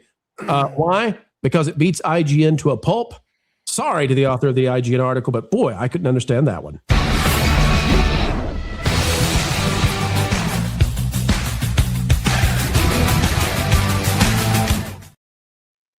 We want to say thank you again to Snarky Distinct Nugget for 50. Boom. That's right. Saying a celebratory comment towards Andrew, and we're happy to have you again. Blah, blah, blah, blah. Good to see you out there again, and happy birthday to O2RR.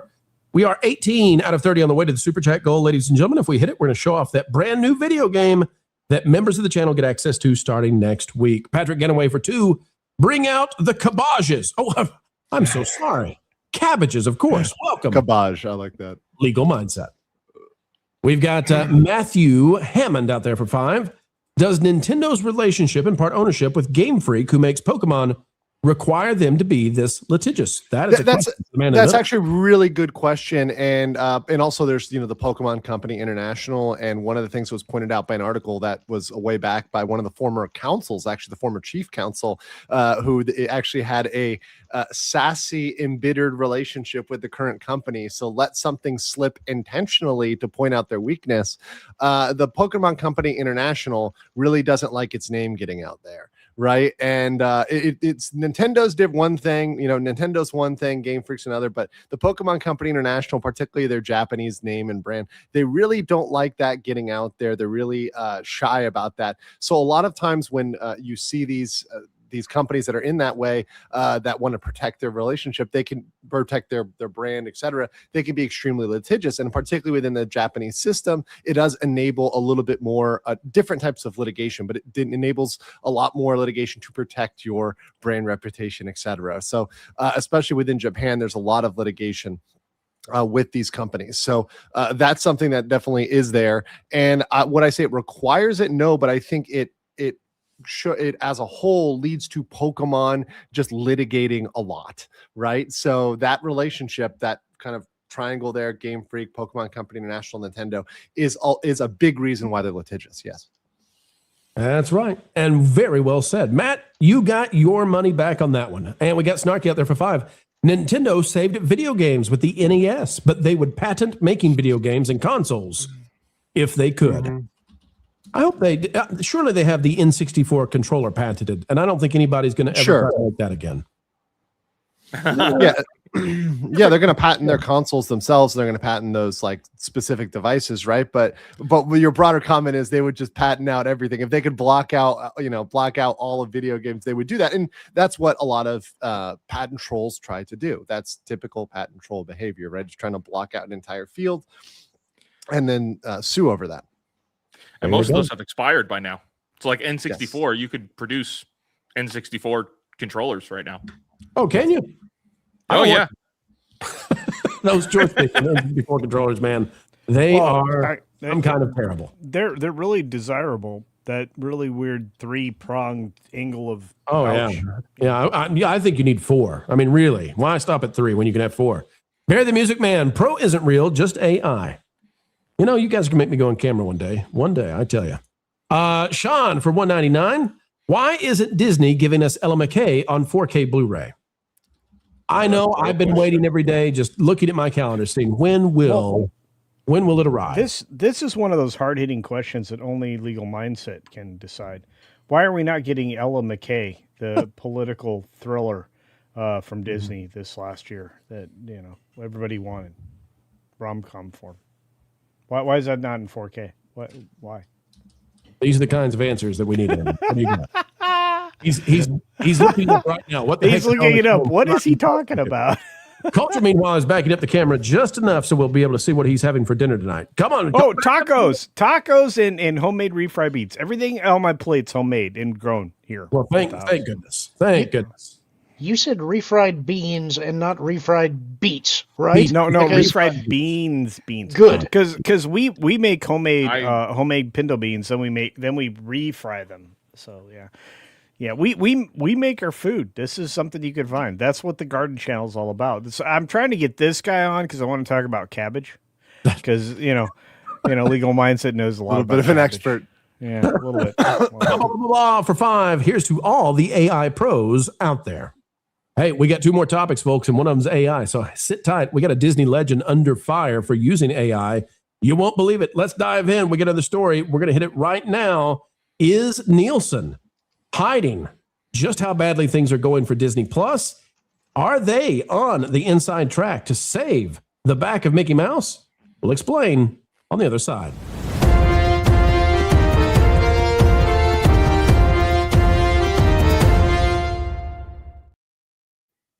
We've got an exclusive, ladies and gentlemen, brought to us by Mac at Now It's Known. He's got Luminate data, and we're going to put it together in just a second in a way that nobody else is so far. Luminate data reveal.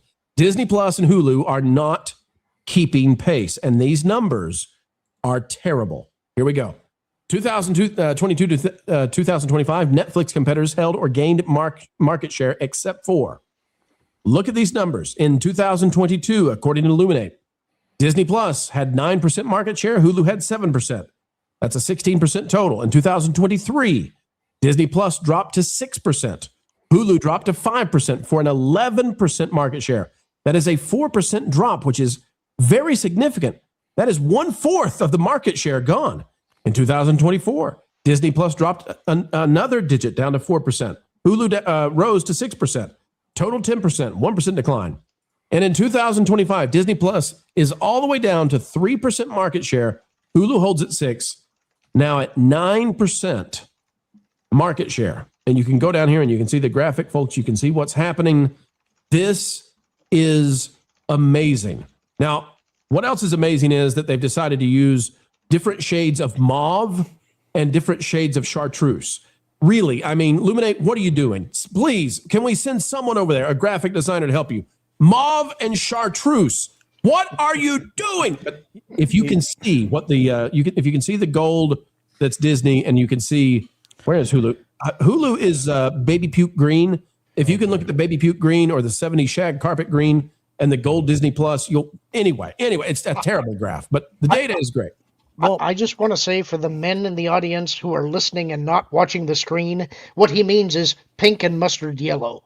No, yes. I mean ugly pink and ugly greenish yellow. Baby puke yellow. That's kind of it's unpleasant, and I use fancy words to hide it. Yeah, look. Let's be honest about the whole thing. I want to be honest. I have to start writing about this over on That Park Place, because I really feel like the business aspects are being ignored. So much so, and again, I'm not taking shots at That Park Place, one of my favorite employers and friends. All I have to say is there's a lot of conversation to be had in this space, like the fact that the Gauge report got put on pause, Pro. They haven't given us something that we don't have February numbers. I think we're in April. Somebody raise your hand if you think we're in April. Let's see what we're in right now. If we go down to Gauge, we're still in January. Yeah. So where's February, Pro? Where's February? Where's March? Where are the numbers we are supposed to be getting? They're terrified to release them, Pro. And I think I got to write an article about why. And then we need to start talking very seriously about the business side of Hollywood, because I truly believe, and this is a conversation I had with Jonas today, I truly believe that nobody is taking any of this seriously anymore. Like, other than us, like especially Fake Wizard Pro and maybe Lorne. I don't know about Legal Mindset doesn't care about this stuff, but it's fine. It's okay. He's pretty. But look, I really feel like we need to start talking about these types of issues, because think about how much ground is being lost by Disney, Fox, every other thing that they own. They're not taking advantage of their giant, conglomerate, their abilities, their catalogs. They're letting them. They're resting on their laurels. And under new leadership, do you think that's changed?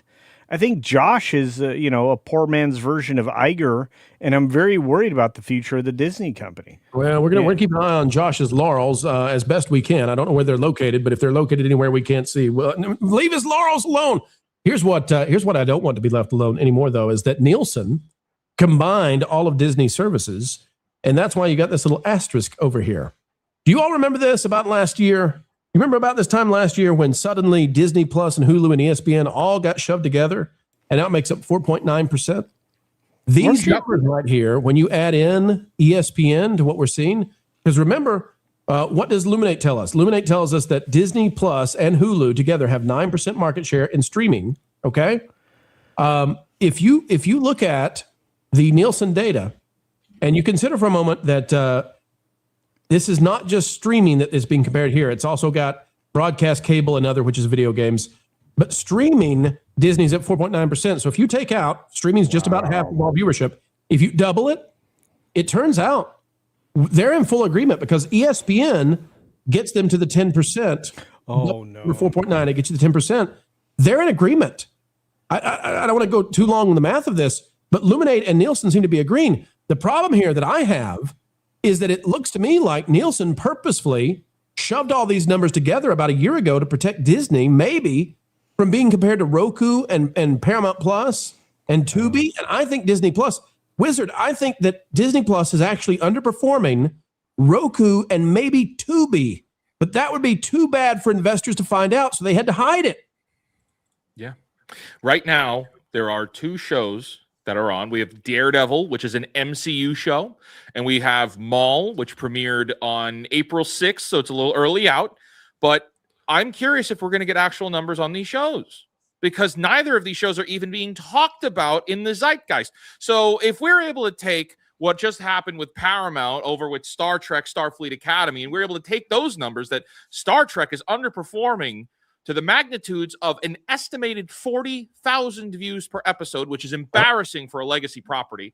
And then we compare that to Daredevil, which no one is talking about. Everybody was talking about Starfleet Academy. The YouTubers were making videos about it. People were laughing at this show. And we compare it to a Star Wars and Marvel show. I don't know. It would appear Disney's hiding something, and that's something we should be holding them accountable for. What's really going on here? How much money is being spent on these shows? Maybe it's time Disney needs to start making things for general audiences again. I don't know. Is that too hard to think through? I'm not sure. Well, they have one show that does that, and they don't own it. Andy Masterson, if we look here, Disney has a huge streaming problem. Bluey is now more popular than Star Wars and Marvel combined. Folks can go read this on thatparkplace.com. But if you look at the viewership numbers right now, this little show about cartoon dogs in Australia is outperforming Star Wars and Marvel and everything that they do. And it has to be because Disney decided they were going to make a horrific strategic decision to deliver woke and ideologically captured propaganda to kids. And all of it got turned off except for this. This cheeky stuff out of Australia is winning. It's all Disney has. If you took this out, Disney might be lower than streamers we've never even heard of. And if I'm correct, Disney doesn't even own this. No, they're renting it. They rent it from the BBC. Yeah, they have a serious problem. Everything that they touch seems to turn into something brown and smelly. It's they've What would that be, Andy? What are you alluding to there? They've really done a number. I mean, who could have taken Star Wars, the thing that revolutionized movie merchandising, the thing that created an entire toy industry, and shuffled everything around from like dethroned the king and put in new players and everything, and completely changed the enterprises, the way that movies are done. And they turned it into useless and worthless within 10 years. I mean, that takes skill. That's not just an accident. That takes real talent to tank something that bad. And then to prove it wasn't a mistake, they did it to Marvel. Right. Remember, I actually remember this. So Star Wars was going down, and we started hearing from Kevin Feige. They were going to do the same things as Marvel. It was like, really? That franchise that invented the term, blank fatigue, Star Wars fatigue, then became Marvel fatigue, became Disney animation fatigue, became Pixar fatigue, became Hollywood fatigue. It's crazy. Andrew, as we've watched this company, and these decisions were made under Iger. So to Culture's point, right, we'll see what happens with the new CEO. But it's amazing to me that not only on the legal side and in the theme park side, not only do they make horrible decisions there, but it's also in entertainment, and it's the same kind of conniving maneuvers, right? If we can just get Nielsen to combine our stuff together, nobody will actually figure it out. Like, how many smoke and mirrors can the mouse pull out? Well, and at a certain point, what does it become? And here's the bigger question from the legal standpoint. It's interesting to me. At what point does this all become a deceptive practice? Yeah, right? that's a great question. Because then you can have a consumer lawsuit, right? And like what they're doing and disclosures they're making. At what point are there breaches of contract? At what point, like, are there misrepresentations, right? Because they're like, at a certain point, somebody is being misled here. And somebody is relying on this data to make a decision point, and at some point somebody is going to be mad about this, and there's going to be damages, right? So there is some point at which this stuff becomes a problem. Andrew, if somebody wanted to follow up on that, right? Now, I'm not suggesting anybody do so, and we're not here to give anybody legal advice about what they should do. And this is speculation, right? Like it just is theoretical, right? But theoretically, Andrew, if there was an email or if there was a phone call from the Walt Disney Company to Nielsen pressuring them or positing to them that they should combine the numbers for some sort of outcome, would that be what someone would need to have really in their pocket when they've got an attorney to go after this? Yeah, you need to document that. Obviously, you need some sort of email or phone call or proof that the Disney was actively saying, we're going to do this and here's the purpose for it, or suggest that be done, which is why it's always difficult to prove these things, right? Because a lot of times these are in seedy rat holes, and these discussions are had, in person, et cetera. Why we have to allegedly all the time. And they're aware of this and the ability of discovery. I mean, Disney is very aware of discovery, right? There's usually Finks and Epsteins involved, probably. I'm just saying. Well, in some cases there are. I mean, and that's the other side of it, right? Is that these things are going on in other places, right? Or Pelosi's, et cetera, right? Yeah. Yep. Lauren, as we look at it, though, the Bluey deal, the Star Wars, the Marvel, they just didn't have to kill the franchises. If they had just not killed Star Wars and Marvel, and the excuse now is we just made too much good stuff. That was the Star Wars excuse. They said, we got to take a break. We got to foot's on the accelerator too hard. People just can't enjoy how awesome all this Star Wars is. And then it was the same thing for Marvel. We just made too much MCU stuff for Disney Plus. We got to pull it back. Lauren, all they had to do was not give us crappy Boba Fett, crappy Obi-Wan, crappy Acolyte, and they'd be doing just fine right now. I can't even begin to imagine how many hundreds of millions and billions of dollars they cost themselves by putting out terrible entertainment content. Not to mention just the brand damage that will never be recovered. That's besides all of the damage that they've already done. I'm actually going to offend Fake Wizard here for a minute. I apologize. I have to do it. Marvin wanted me to talk about the mall show tomorrow for the Pro Show pre-show, so I had to resubscribe to Disney Plus for the first time in a long time. And one of the things that really struck me is that their subscription packages have changed since I was on there. Oh, here we go. He made me do it. I was peer pressured by Marvin. Well, this is what I think is interesting is when you look at their subscription packages, they've changed. Like what they display to you initially is, I think I'm probably going to get this wrong. It's like you have a Disney Hulu package, and that's ad supported for like really cheap. And you've got a Disney Hulu ESPN package that's also ad supported for really cheap. I think it's, I don't know what it is. I forget. So then I wanted to see, okay, show me what your other packages are, because I don't want to be fed ads the whole time. And the next tiers up they display on the next page show that it's $11.99 for a non-ad supported package, but it's a 6-month term. And so they didn't show any others that weren't for a 6-month term. So I clicked on it just to see what it would tell me next. And they do actually offer a monthly term, but at that point, you've got to go up to $12.99 a month, which doesn't sound so bad. And that's, it's only $1 more than the ad-supported. So that's the one that I signed up for. But then I found when you started running it, they still show you ads. They still pop an ad up there. They just allow you to skip it. That shows you just how desperate for cash they are, because even on the non-ad supported tier, they're going to throw you ads and hope that you're walking away and not paying attention so they can still get the ad revenue off of it. You think The Rock's skin suit there is going to have ads on the tattoos like Coca-Cola? Ads in the little Maui animations. I love it. I'll tell you a little anecdote too on that note. So we discovered in a tax audit that a business had been using Hulu. I mean, nobody was using it. There's just a Hulu account, stray Hulu account that was still being paid for subscription. And so we canceled that thing out.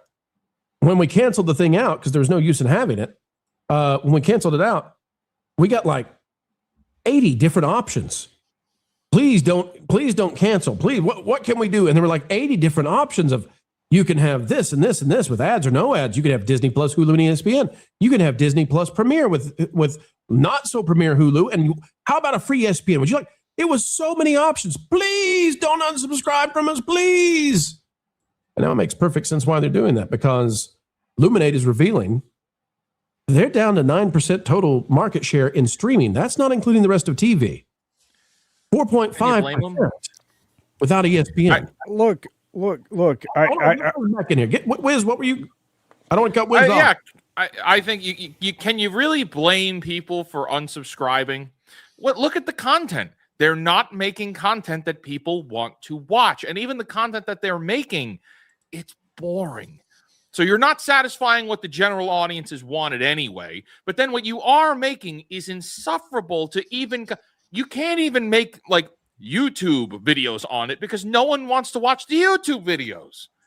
We've reached new levels of filth. The rot needs to go, and you can only cover it up for so long. I liked what Andrew was saying a second ago. Like eventually, somebody's going to have to be held accountable here, and I think that's that time. That's just the timeline. We keep kicking the can down the road. Eventually, someone's going to have to answer the call, but it isn't today. That's right.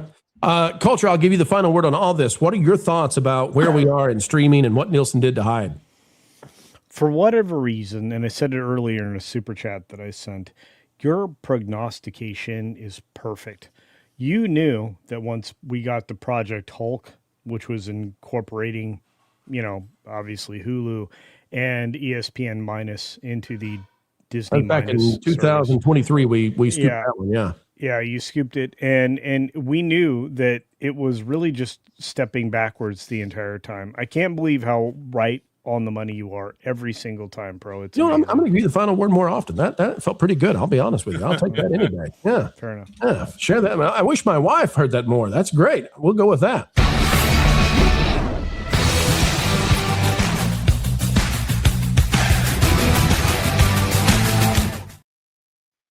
Folks, we got to skip the line for a minute when it comes to super chats because blah, blah, blah, blah for 5 says Legal Mindset has great content.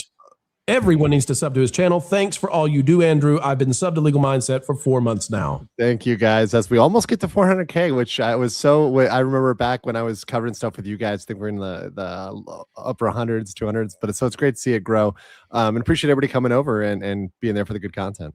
You are absolutely rocking it, Andrew, and I don't think it's ever going to stop. You are so good at what you do, and whatever happens, whatever content comes your way, you just knock it out of the park. So, folks, get over there and subscribe right now to Legal Mindset. If you are not yet over there in Club Andrew, you need to do so and get over there as fast. They call it ASAP, I believe. All right, folks, let's see what else is out there. Bad News Badger for 50 crowns. I don't want Pro on cam. It will shatter the illusion when the voice does not match the face.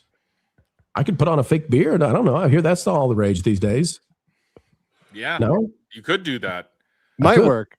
Over my real beard. Might work. Be careful. You'll get stuck with it.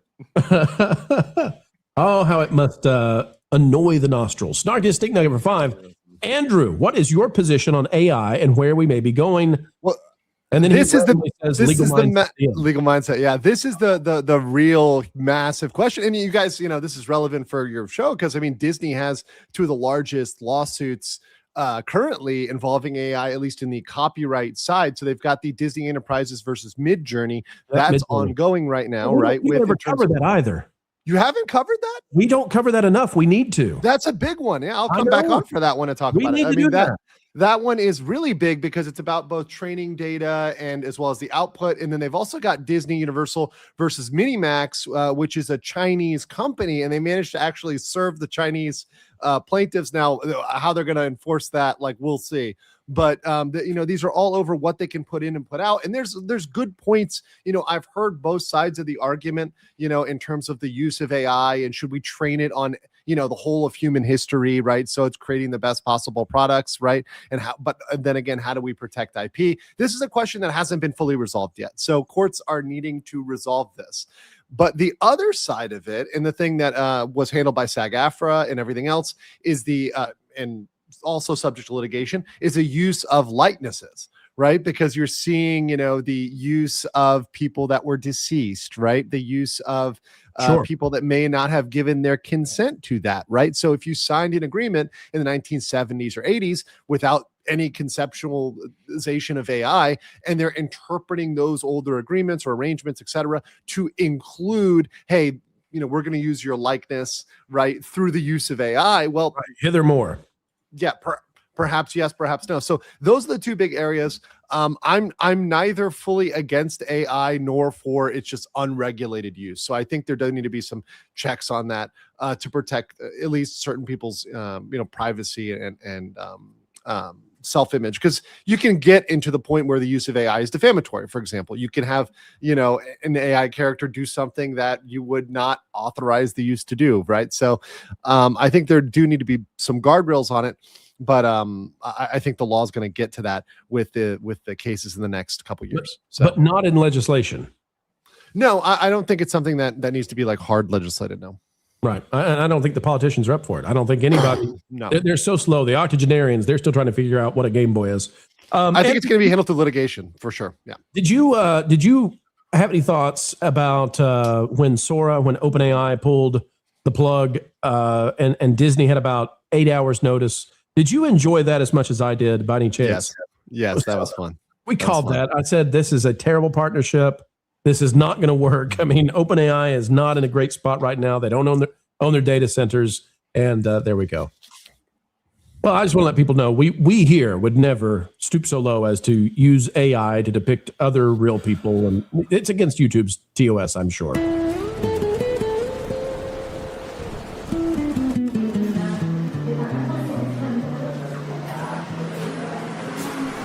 Today is a sad day, The Disney STOKED has dropped.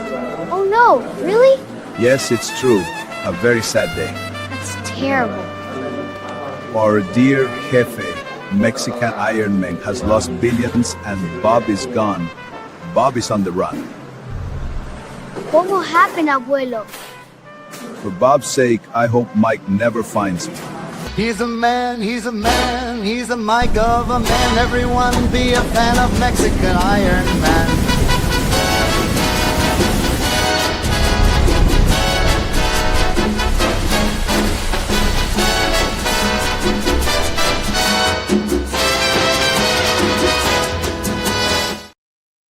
Yeah, stock's not up still. Sorry, Mike. You know how happy I would be to have on my checks that they came from the bank of Mexican Iron Man? It would be pretty cool. I would say that's true. Another thing that's cool is getting a super chat from Doge Pal for 2. Wiz, what did you tell kids who loved the Super Mario Galaxy movie? I hope you liked it. Yeah, I don't have a problem with that. It's a 7 out of 10. Kids would love it. Yeah. Go for it. Yeah, bottom line. Woohoo!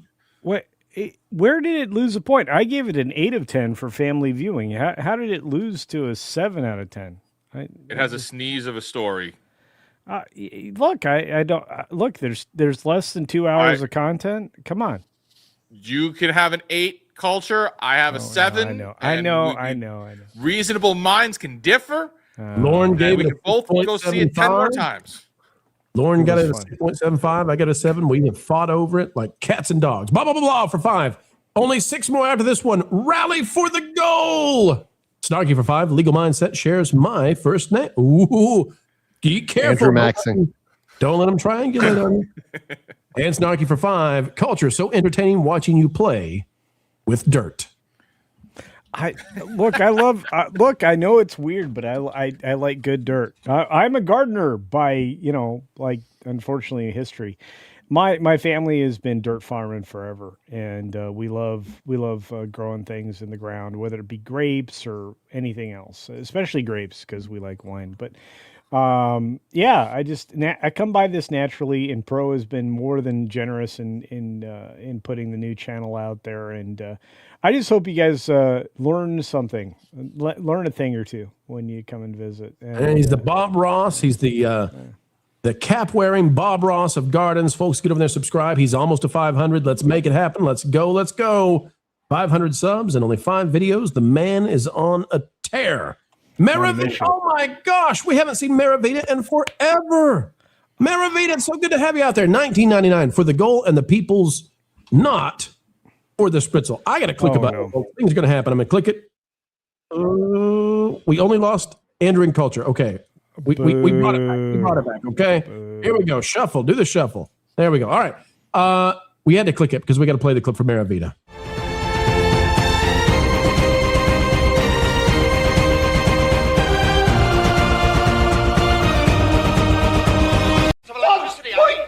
Gigawatts!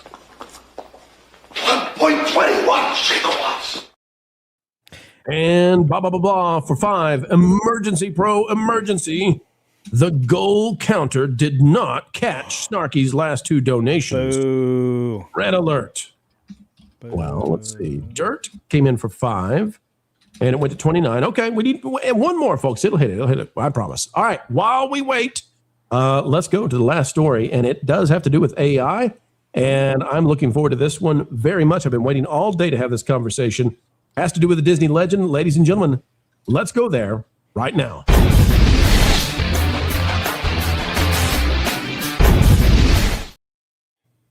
All right, folks, take a look at this. It is from Eric Chu, and it has to do with Tony Baxter, a Disney legend and AI. Hang tight. We'll explain why. It says here at the Lucasfilm Letterman Digital Arts Center for a Walt Disney Family Museum event with Disney legend and imaginary Tony Baxter behind the creation of Indiana Jones Adventure. Now, to explain all that, because that's a lot to say, Tony Baxter, legendary Imagineer who developed the Indiana Jones attraction at Disneyland. He also, the designer for Splash Mountain, stopped on by Lucasfilm Letterman Digital Arts Center to give a lecture on how that attraction was developed and talk about his thoughts and do a Q&A. And yes, by the way, when they came up and asked his questions about what he would like to see return to Disney, he did say Splash Mountain. So go, Tony, go. Laughing Place covered it this way. Disney legend Tony Baxter had some hot takes at the Walt Disney Family Museum yesterday. In the word adventure and experience names. He does not like Buzz Lightyear. The most recent wow moment he had at the theme park was entering the Ministry of Magic Epic Universe. Lauren, I think you can agree with that one, eh? Yeah, it was incredible. And Splash Mountain is the attraction he wishes they would bring back the most. Now, you would think that last one would be the headline catcher, and everybody out there would be talking about a Disney legend is supporting Splash Mountain, which, by the way, still exists in Japan, and it is exceedingly popular. They're not getting rid of it, right? But you know what people are talking about instead? Can you believe the Mouse Gamer? 487 likes on this, which, you know, I'm not trying to say this is not a well-known thing that happened, but it's not at the forefront of everything Disney does. Mouse Gamer says the Tony Baxter talk at ILM about developing Disneyland's Forbidden Eye attraction was really cool until he revealed he actually AI generated one of the posters in the presentation and then showed us a ton of crappy AI generated videos he made of Indiana Jones and his cat. Oh no, you had to sit and listen to a Disney legend, but then you found out that somewhere, some way, he used a wee bit of AI. Oh no, you say. Fast Company says, though, that Disney Imagineers are using AI and robotics to reshape the company's theme parks. AI is being completely embraced by Disney. Guys, I want to go to you on this topic because it's a big topic and it's one that we dance around at times, but I don't want to dance anymore. There are those out there, and I don't know if they're Luddites. I don't know if they're right. I don't know if they understand something we don't. Maybe Skynet is coming, but Andrew, there are people out there that if they figure out there's a single thing that ever touched AI, they say boycott, boycott, boycott, let it rot. They're only about humans having done it at all. But I think secretly they're using ChatGPT. What say you, Andrew? I'm very familiar with these people, especially when I cover other topics like the VTubing community. Like there's a huge thing with artists there and wanting them to be real artists instead of people using AI. I think that's very, you use the proper word, Luddite approach to it, because you're not going to be able to stop this at this point. It is inevitable, right? And I think that, that perspective is just not going to be a prevailing one because it's going to happen at at stages of the process, right? You're not going to be able to exclude this. That said, I think there's always going to be a market, and you can make a niche market for, okay, we produce this a different way. In the same way you might film something with a different lens, or, do something in an antiquated way. You have artisan chocolates, right? Or, organically sourced stuff. There'll be, a niche market for this was made without AI, but that's going to be a niche market. And let's be honest, because it's just cost of production in terms of the overall business side of it. It just doesn't make sense not to use AI. I mean, even in the law firm context, right? Majority of law firms are now using AI to do certain tasks, right? Because it's just more efficient. So it's going to come, it's going to happen. And I think people need to not flip out over it, because it's not going to be prevented from ultimate use. There may be, once again, some issues about what it's trained on, but AI is not going to be in any way, sense, or form banned from any form of content creation. And Wizard, I have, I've talked about Moore's Law before and the exponential rise of some of these technologies and how AI is actually an exponential on top of an exponential. I was listening to one of the guys who's on the Moonshots podcast with Peter Diamandis today. I can't remember his name. He was doing a separate interview.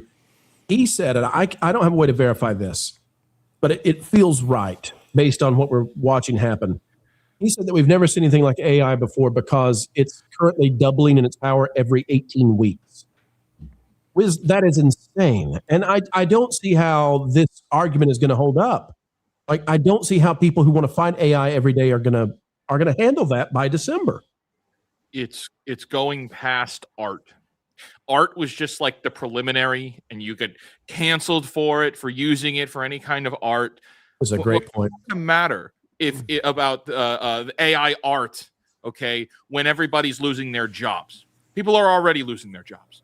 Give it 500 more days from right now, from the time you're watching this video, 500 more days, and just see how many more jobs have been lost because of AI. It's coming down to it. Your morality here, like, all right, you have sentiments of where the AI is coming from. Okay, those are conversations to be had. You want to discuss philosophy, but now it's becoming irresponsibility to not keep up with AI, because you're putting yourself and your family in a sticky situation to not keep up with where we're going as adversely a society, but also as an economy. Okay, right. Everything in every facet of life is moving towards AI, and it is basically your responsibility to know what's going on, to be aware of it. Okay. Yeah. Coach, let me get you in, but real quick, but I want to make this point fast. You've got the government now, you've got all governments around the world talking about universal basic income, or as Elon Musk calls it, what is it? High income. I don't remember. Anyway, the situation we have, you either can go blue collar right now and be a welder, a plumber, whatever, right? Roofers now are the most prestigious among us. Or if you're going to be a white collar person, if you're going to do something that's on a computer and AI is going to lap you in 100 different ways, you can either take advantage of AI and 10x your production, or you are in the dust in less than 12 months. You are gone in less than 12 months. Well, and again, that's why a lot of pushback on the infinite immigration systems globally. The Western civilizations woke up and said, we don't want these low effort humans in our society. We want them no longer to be allowed in or imported, which was what was happening under the previous administration. This is not just happening here in the United States. It's happening in Japan specifically, and many other Asian countries. They've recognized that unchecked immigration is not to their benefit. They're already suffering a population collapse, right? They understand they need to provide for their citizenry, to be good stewards of them, to be excellent representatives of them.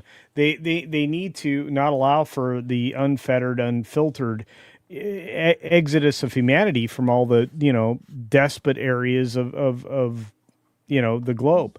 And this is why, again, AI, it can be used responsibly. I agree with Andrew on that, but I think at the same time, it does depend on the models they're trained upon. Anthropic uses the worst possible choices of models, because Wiki gets in there, and Wiki is one of the worst. Anything from Wikipedia, they use Reddit, which is opinion generated baloney sausage. Right. Whereas Grok is like visually based. This is the thing that differentiates everything Elon Musk has been doing in the area of AI versus everybody else. The context is in the visualization and the experience of everyday use, whether it be from a car's perspective or robot's perspective or any of these other places. It's verifiable information that they actually utilize on a daily basis. This is going to be the differentiation between successful AI modeling and pretend time, as Fake Wizard was talking about a moment ago. If we have now, we're in a circumstance where we have a Disney legend using AI just in demonstrations. We're there. We're here. It's go time. Get ready. That's what everybody should be taking away from this, not condescending about, the morality uses of AI. It's like, oh, lock and load, everybody. It's AI time. Well, I'll tell you this. So Wiz, and you'll know about this. I was talking with a coder the other day, programmer, right? And he said, everything else AI, that's if you're not programming with AI, if you're not prompting code, you're out. And he said, I'm 10xing, 20xing what I could do a year ago. And that's what people aren't looking at. They're all focusing on the art side, but they're like not looking at the code. They're not using, looking at use in UI or other implementations that are just not on the face. We all focus on art because that's what we see generated on X, and that's what we see generated on YouTube, etc. But that's just a small piece of it. What's going on overall with AI.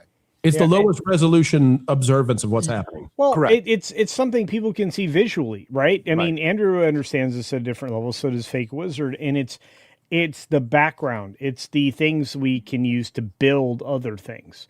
It's the same reason why Claude Code, like actually leaking into the public a few days ago, was like backbreaking. It's why the understanding of what Google just, revealed about the ability to use less memory, right? You're not going to have a giant memory hog or a GPU requirement in AI going forward. These are all new developments. And when you look at what Tesla's developing with their own fabrication facilities, consider the future and the fact that they're going to go out and collect infinite power because they're going to send the AI to space, which means, cooling is not a problem anymore, and neither is power gathering. I'm sorry. There's a reason everything's happening the way it is right now. Well, there's a reason the companies have to do this. And so, Lauren, as we look at what Disney's doing, Disney is no longer hiding. They're going all in on AI. They have to. All of these companies must. This is what we've decided as well. People are saying, you don't use AI, Pro. And it's like, no, if Elon's going all in and he says, I can't be on the sidelines, we can't be on the sidelines. There's no way to remain on the sidelines. We're going to see transformation over the next however many years.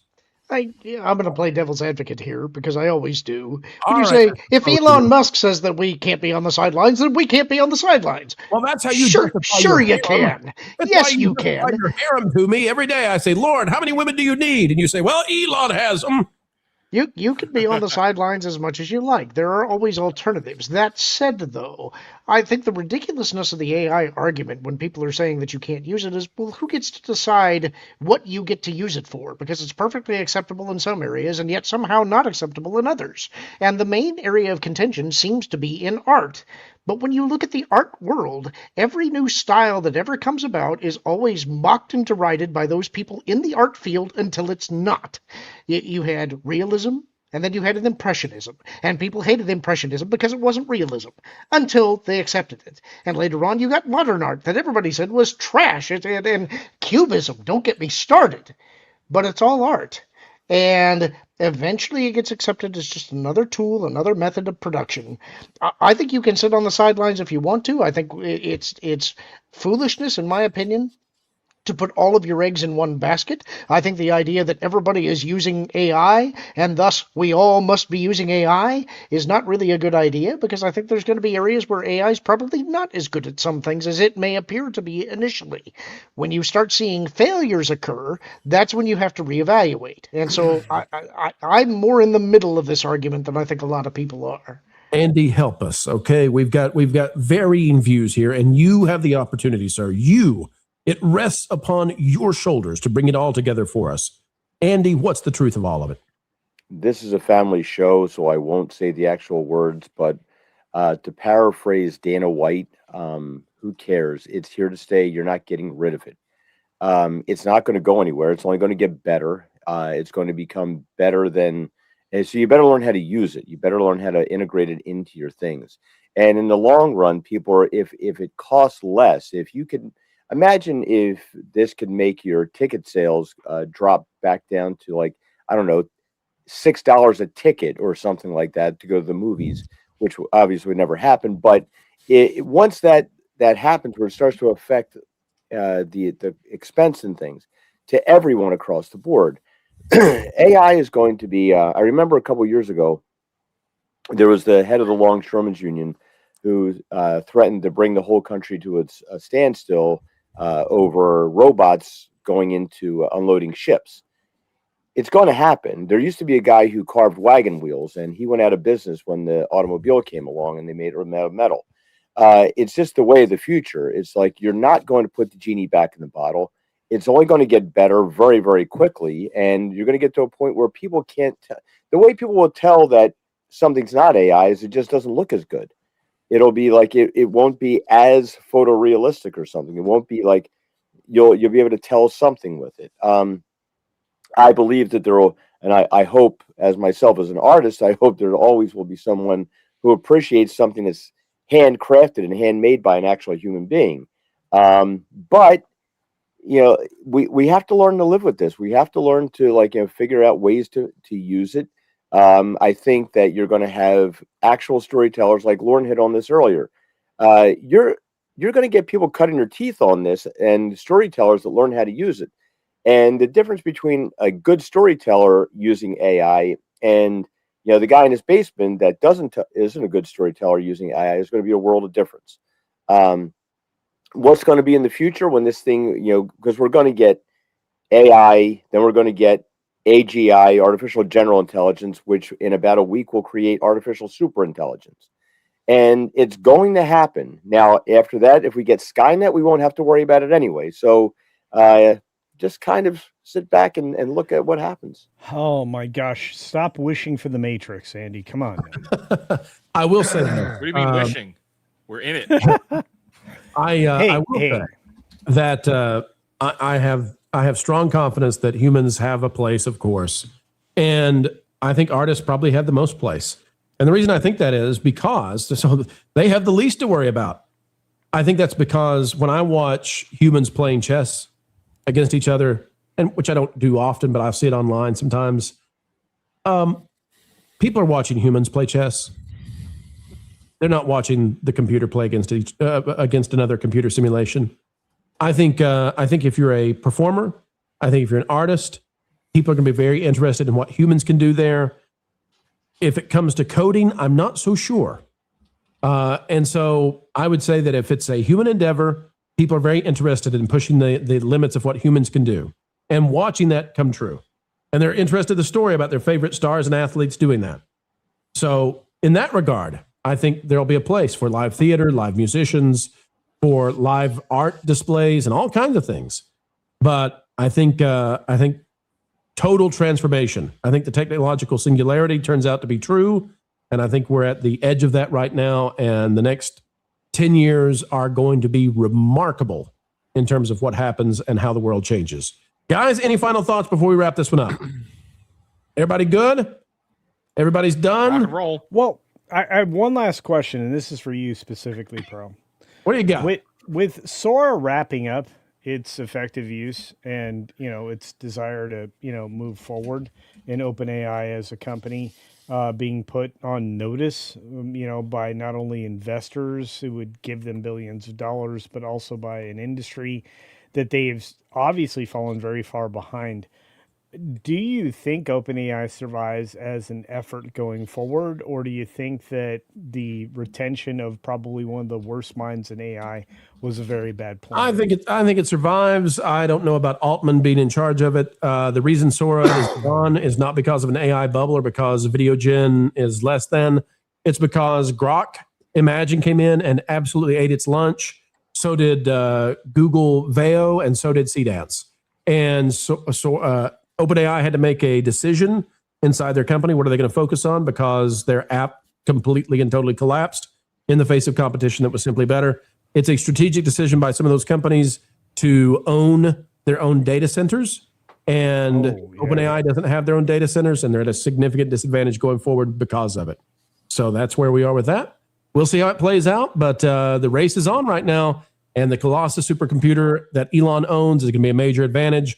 This new terafab thing that he's doing is just crazy, 50xing the number of chips that we produce in a single year. It's got Taiwan on notice. It's got NVIDIA on notice.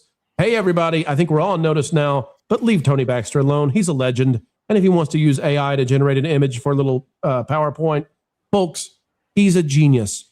Stop screwing around with whether or not he uses AI. Listen to the man who knows more than almost anyone and can make great things, if only we'll turn back to those who know how to do so.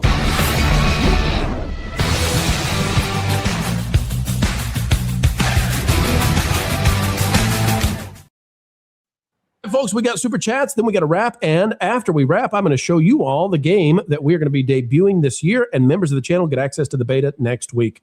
Doge Pal, member for 12 months. That's 1 year. Happy birthday. There was a strange bug at Box Office Mojo, where Hoppers and a few other films had an unusual boost in Mexico. Anyone notice that? They are desperate. Oh boy, are we finding dimpled chads in Mexico City now? I did not know that when it comes to the box office. Snarky Stink Nugget for 10. AI can clean the wing tanks and take the angle grinder to the $300 million airplane, so I don't have to. I'll just be the highly compensated supervisor. You know, that's not a bad idea. That's not a bad gig if you can swing it. Tell the Optimist to get out there and do what you want it to do. Grimlock say, watch Project Hail Mary for 5. I like the name. I heard some Disney legend used rulers, pro. Rulers. They need to freehand those straight lines like a real artist. Only hacks use rulers or AI. Hey, I get the point. Did you know that the bucket tool in Photoshop is AI? It's rudimentary, but it's AI that's checking to see what colors are there and then filling in all those little pixels for you. You didn't hand fill in every pixel. You didn't do that. Well, now I can't use it anymore. Thanks for that. Patrick Inaway for 5. If AI is used to improve the rides and especially the animatronics, I think it'll be to the good. Hey, Tiana might actually function again. We've got Glade Ribbon for 5. On AI, you guys are both right and wrong. Some things AI will do 10 times better. Some things are Microsoft Copilot. There will be an arts and crafts movement. Hey, I agree with everything you just said. So I think we're all on the same page. Anybody disagree with anything Glade Ribbon has? Nope. Yeah, we're all there with you. Maravita for $19.99 says, Snarky, getting trolled by the tube, by the YouTube. How is Snarky getting trolled? Let us know. Is Wilton around? Is that what's happening? Snarky for 5. Plant cardboard and purple taters. First video on that, or second video on that garden place. Go check it out. Pastor of Muppets for 5. Goal. Also bring on the spritzel. Hang on. We'll spritz in a minute, okay? We'll spritz. And then finally, Supreme Leader Tomater, get her done for 20. Guys, where are the Latinas, mamitas on Mexico? No sé dónde está ahora. Lo siento mucho. But thank you for stopping by, and we hope you find those mamitas. All right, ladies and gentlemen, let's get to it. And let me tell you, if for those of you who speak Spanish, you're out there saying, did Pro really just read that? Did Pro really just say that? Yes, I did. All right, let's get to it.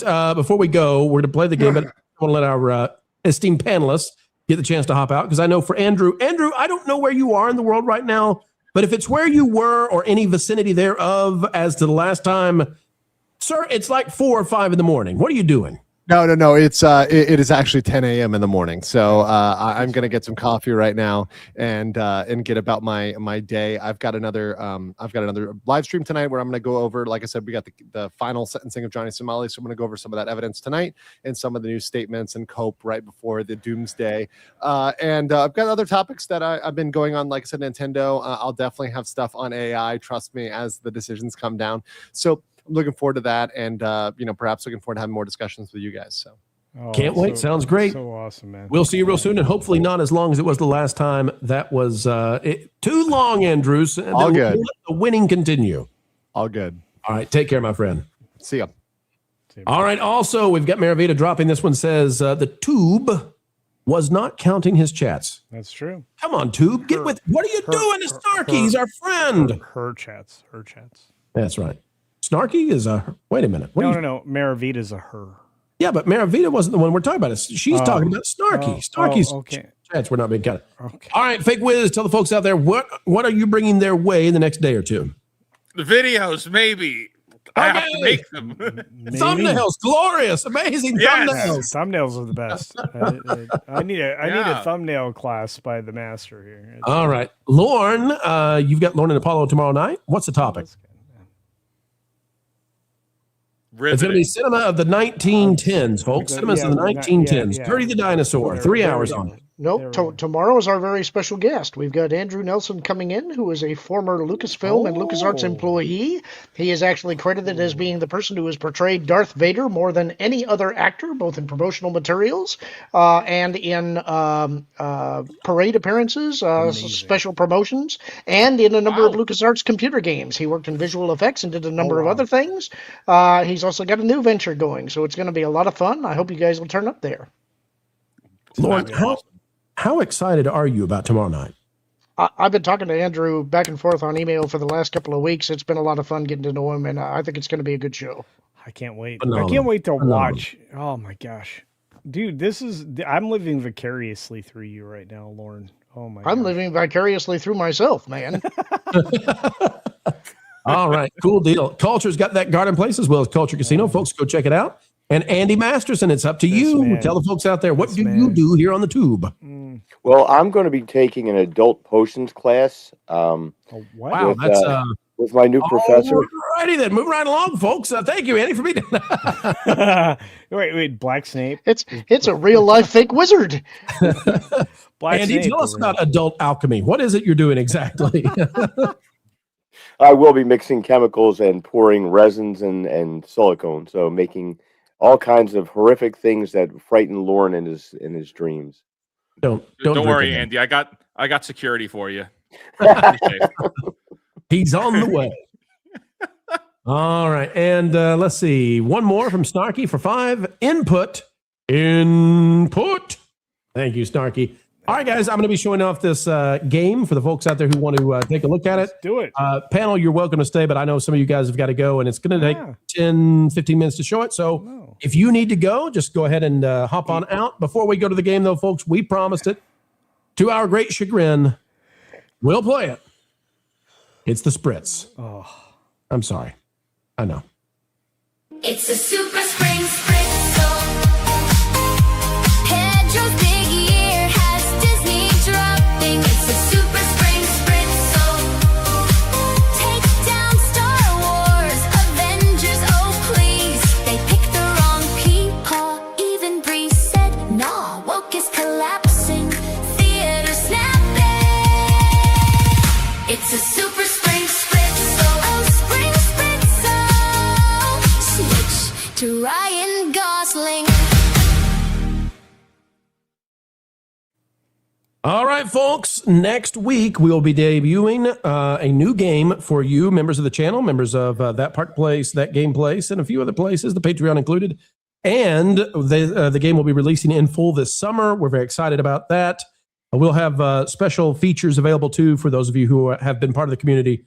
We're so excited. Thank you for helping us hit the goal. And I will reveal to you now what we've been waiting a long time to do. Please enjoy as we will play through a little bit of the adventure mode. Please note, this is still in development. Many of the graphic assets are not fully there. Some of the audio is not fully there. This main menu is just a placeholder, so enjoy. But here is adventure mode. Also, I'll have quiet because the audio makes it sound like I'm underwater. Oh, I love the audio. All right, here we go, folks. We got to clear tiles using colors. Let's take your shades off,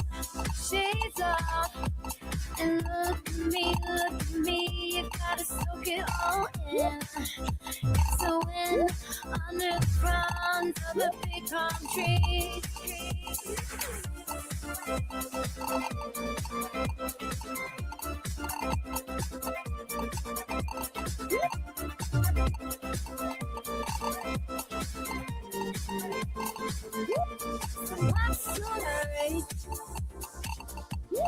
Life's so blurry when all you do is run, run,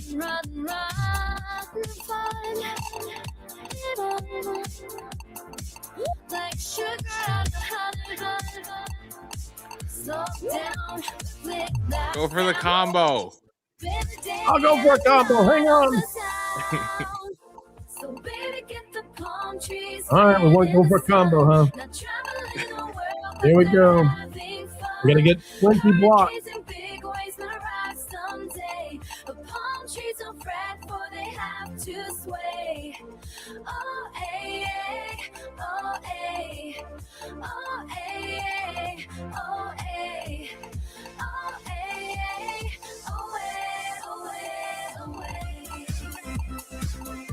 Oh boy, it's getting tougher to do the combo.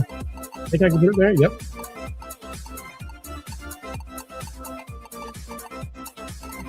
Nobody knows why I'm doing this, but I'm trying to set up a huge combo.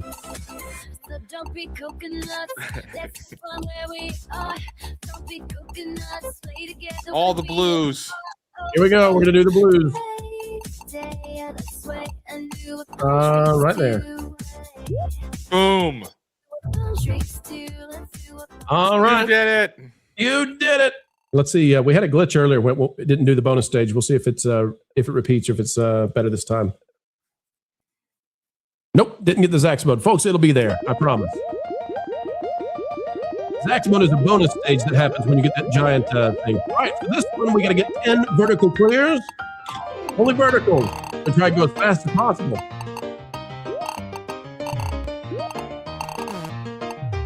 I love the music. Thank you. Did you know this is the theme song for That Mark Place on piano? Oh, that's cool. Yeah, little Easter egg. Yeah, we're going as fast as we can.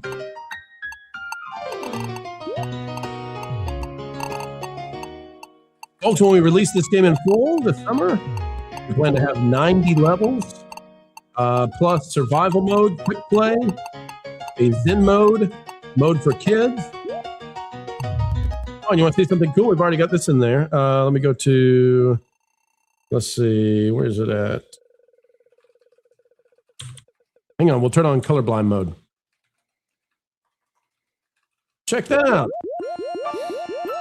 Colorblind mode. You got letters on there. Hey, if you don't see the colors, it'll work. All right, this one says score 2,500 points. We got to score a lot of points. Coins count a lot. So getting the coins will give us extra in this mode.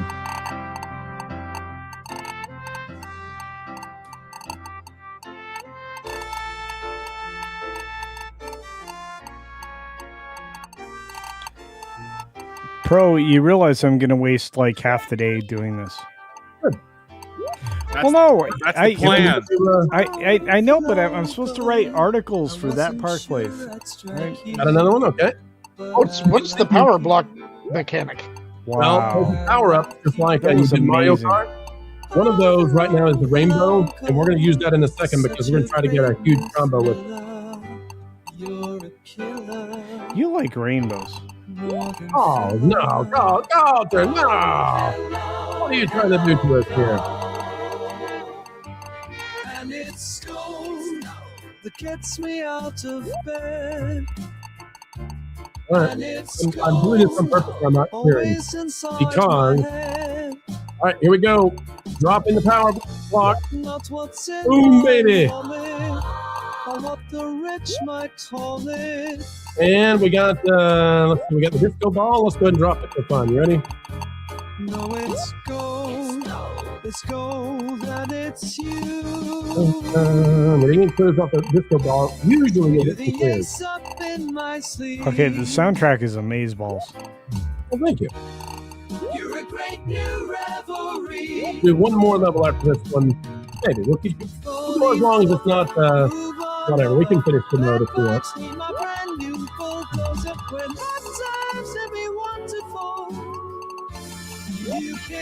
Let's see. And remember, folks, next week we'll release the beta for you all to play. I apologize that the Zax mode bonus level is not working. It is so cool, I can't even describe it. I mean, it is amazing. It's a huge reward that we give to players for getting a great combo in. Music's playing, wisdom saying, I'm the lucky one.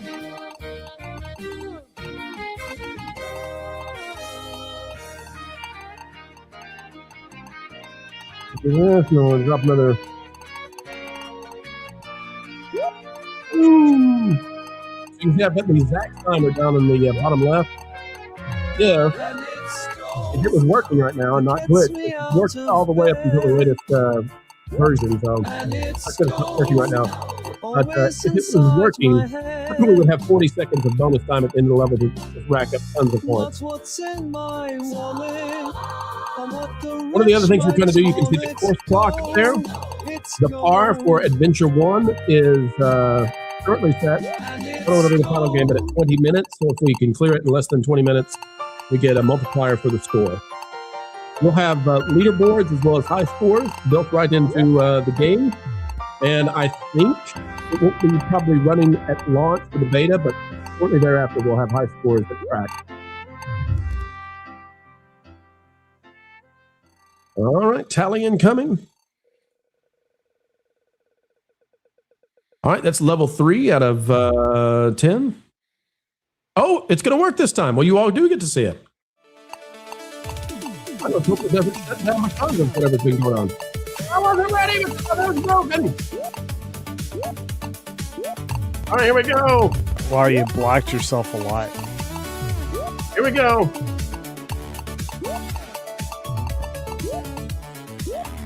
Hopefully troubleshoot why it's working on this and not the first level. That's going to be fun to figure out in the code. Yay!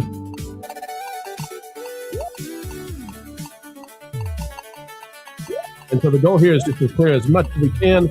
These, the stars are worth a ton of points. Oh, no, that's not going to work. Rub it that way. Power-ups do not work in Zach's mode. And the reason it's Zach is because 2 X's is 20. You had to get a vowel in between there, folks. But, can we get it? 10 seconds left. So getting 20 clears opens up Zach's mode. We're going to go here. 1 second and we got it in. Oh, we got a combo. Okay. There we go. All right, let's see if it glitches here because it didn't work on the first level. So if it goes to the next level, that's going to be interesting. Hey! Yeah. All right, in this one, we're going to get 10 diagonal clears. Only diagonals will work. I'm going to turn off colorblind mode. All right, got to get diagonal clears. Here we go. Oh, that won't work.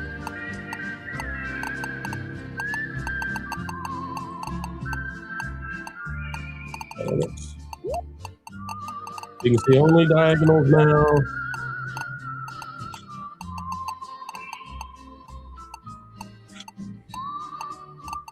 What's that? All right, there's that. Now, if you're really good, you could still be trying to build up, and go to Zach's mode on this, but I'm not as good at diagonals, so I'm just trying to clear them.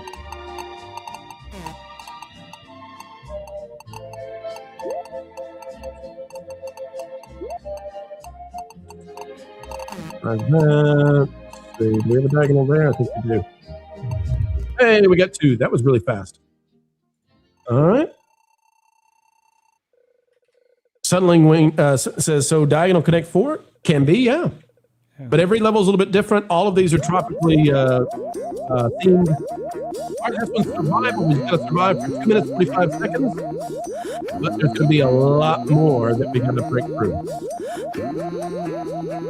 And again, folks, release all of you next week in beta, members of the channel. Become a member today. Who else is doing this kind of stuff? I don't know. We're crazy.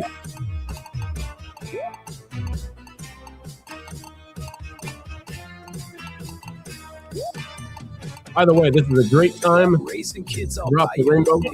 Here we go. Just not the way, so go get some help. Breaking down while everybody all in bed. We haven't used the earthquake yet. I'll show it to you. Can't all in your head. All right, hit the bomb on that. You go through tiles, and you hit space bar to blow them up.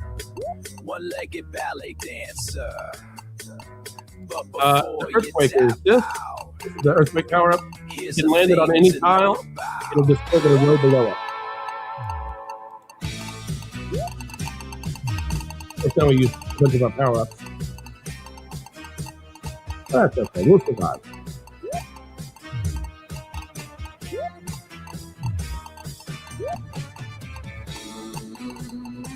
Folks, you might notice the background is actually reacting to what we're doing.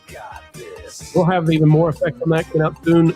But it's amazing that we have programmed this. I believe it'll run on a potato, and it will still do what it's doing with all of the reactions and the flows in the background. Some really cool code that's making that possible. Little phone. No place on earth is a space you call home. All right, we got minute 15 left. Pennies in the We are in 30 seconds of bonus time on it. It's a mega folly mini stress. In adventure mode, the courses are getting bigger. each course has 10 levels to it. But before you tap out, here's a thing. In the beta, we'll have 3 courses available at launch, with more coming out soon thereafter. You got this. I think that's what it said. You can't miss. We got this. Oh, no one for that to go. You got this. You got this. You can't miss. Oh, it's a crazy world.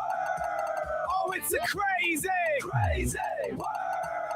But you got By the way, the black tiles, you cannot clear them. Yeah, that's right. They only clear using bombs or when a firework goes off. Can we get the blue down in time? Come on. We did it. No, we almost got it. Oh, phooey. All right, maybe one more level. I really want you guys to see level 7 if I can get there, which is Red Racers. So let me see if I can rush to that.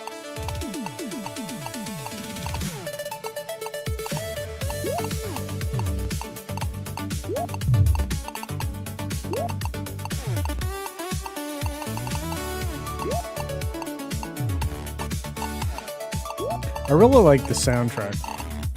I appreciate that. We've tried to go with kind of a combination of... kind of sounds like Wave Race, if you remember way back in the 64 days. Yeah. The most recent Tetris game that came out had kind of the New World sound. We kind of wanted that vibe a little bit, but also wanted to harken back to the 16-bit and 32-bit eras. You hear a lot of those retro console synth requirements coming through. All right.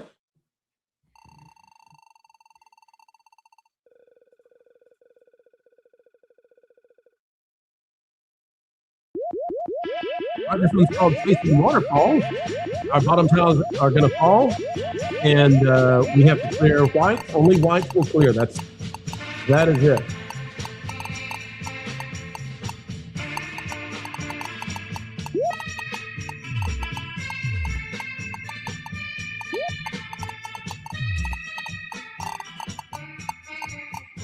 So the rules change. It explains it. If you pause it, it'll show you also what the rule is again in case you missed it. It's always a little bit different. Like we lost all those whites down there. It's a shame. We'll try to grab that one if we can. I don't know if we can. We're getting a lot of grays. No, not going to work. Hate it. We lost them. And for some levels like this one, really the goal is, if you're trying to get a high score, finish it as fast as possible to stay under the pause. But you don't know that until you play through a few times.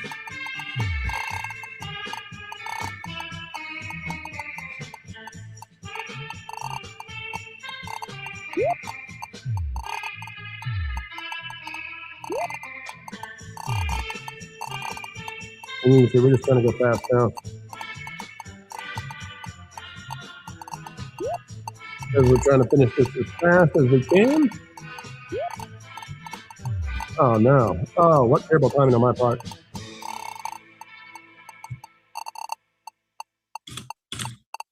See, that slowed us down for sure.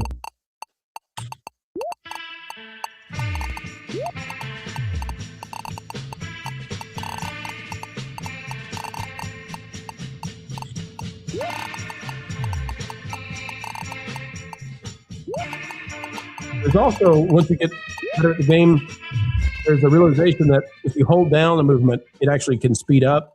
So trying to get to the spot and then just hold it down, you can actually go a lot faster. There's a little bit of slowdown right now because there's a problem with StreamYard that will cause frame rate to lower, but it runs solid. All right, here's the last one we'll show, folks, and then we'll wrap it up. But this is Red Racers, level 7, and this one was a lot of fun to program. So here you go. Red ones move twice as fast as the others.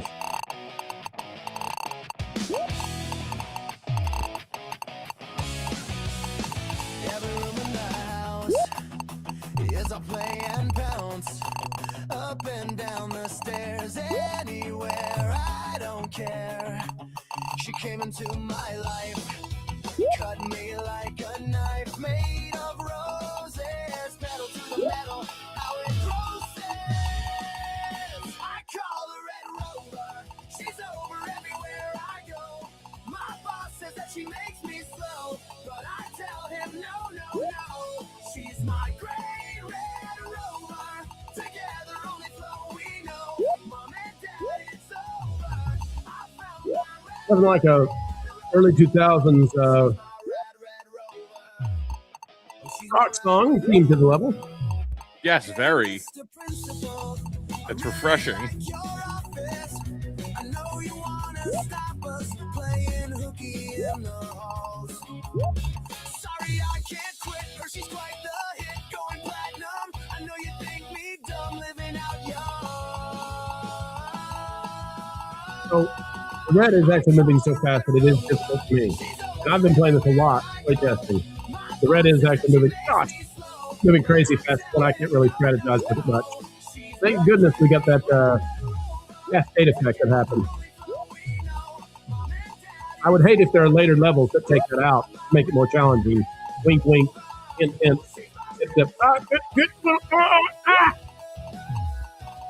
Unlike Tetris, you can sit them back up a little bit. There's also the situation later on where more than one shape can fall at the same time, and you have to use AWSD to select a different shape.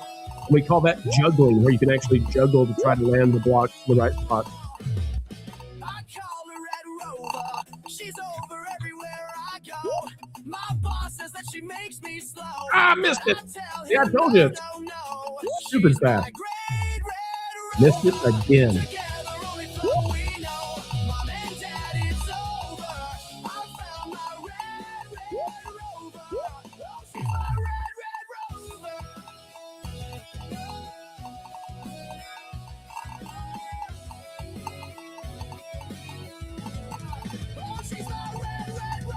All right, we're going to drop the earthquake to clear so that we get more points on the tally. We're going to drop the bomb to get more on the tally. Oh, land it. Got it. All right, there you go. And time to the music. So when the music lands, fireworks go off. Fun, fun, fun. Folks, that's where we'll stop it. But when you get the beta, you can play it all the way through to the 10th level on Rainbow Bay, the first adventure course. And of course, you can check out all of these. First 3 will be available with the beta. We've got quick play, 4 minutes, 8 minutes, 12 minutes more on the way there. And we've got a survival mode as well. And we've got lots of stuff coming, achievements unlocked with all that. That's where we'll leave it for now. But guys, what a fun time. What a fun time to get to show off something cool we're getting to do. Very. Who needs sleep? Who needs sleep? Well, you're never going to get it. Who needs sleep? Tell me what that's for. Look, with the background music and everything else, plus the scrolling backgrounds, I think it's very engaging. It's a funner version of Tetris than I've seen in a long time. Yep. SFX features will be coming in tomorrow. So when you do good things, you'll get little voices and ring sounds and all that stuff. So all kinds of fun. All right, panel, thank you for hanging with us. That was a long one, but I appreciate you guys watching with me.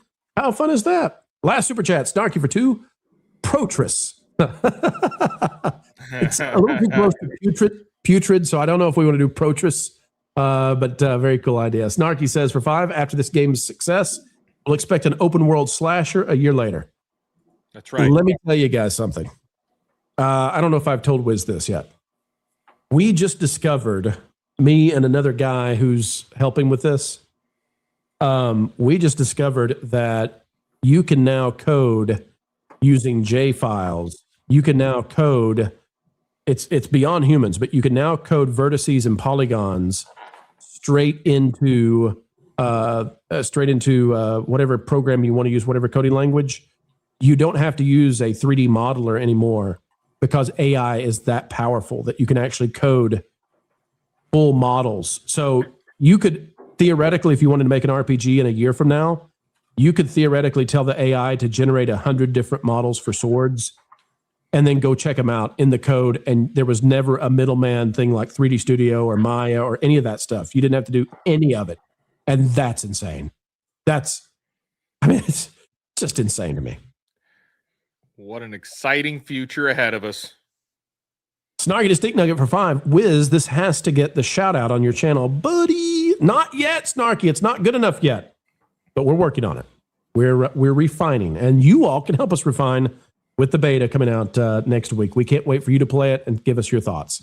Doge Pal for 2, please make anti-woke Disney game restore the magic. Well, you know the fun is we can put in all kinds of Easter eggs like that everywhere and anywhere we want. Who knows?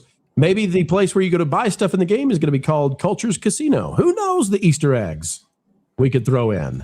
There may be a laboratory of mayhem somewhere around. Folks, we got to go. Please subscribe to our very good friends, Fake Wizard, Lorne, Culture Casino, and Andy Masterson. Give them your time. They're worth it. They're great guys. And we know that you'll get the info you need to know ahead of the drive-bys. Ladies and gentlemen, we're out. We'll see you later. Have a good one. Pro show tomorrow at noon Eastern. The mainstream media just can't understand how it is we continue to do what we do. They don't realize that we are powered by you, and you are... 21 gigawatts! It's a super spring spritzel. Pedro's big year has Disney dropping. It's a super spring spritzel. Take down Star Wars, Avengers, oh please. They picked the wrong people. Even Bree said, nah, woke is collapsing. Theater snapping. It's a super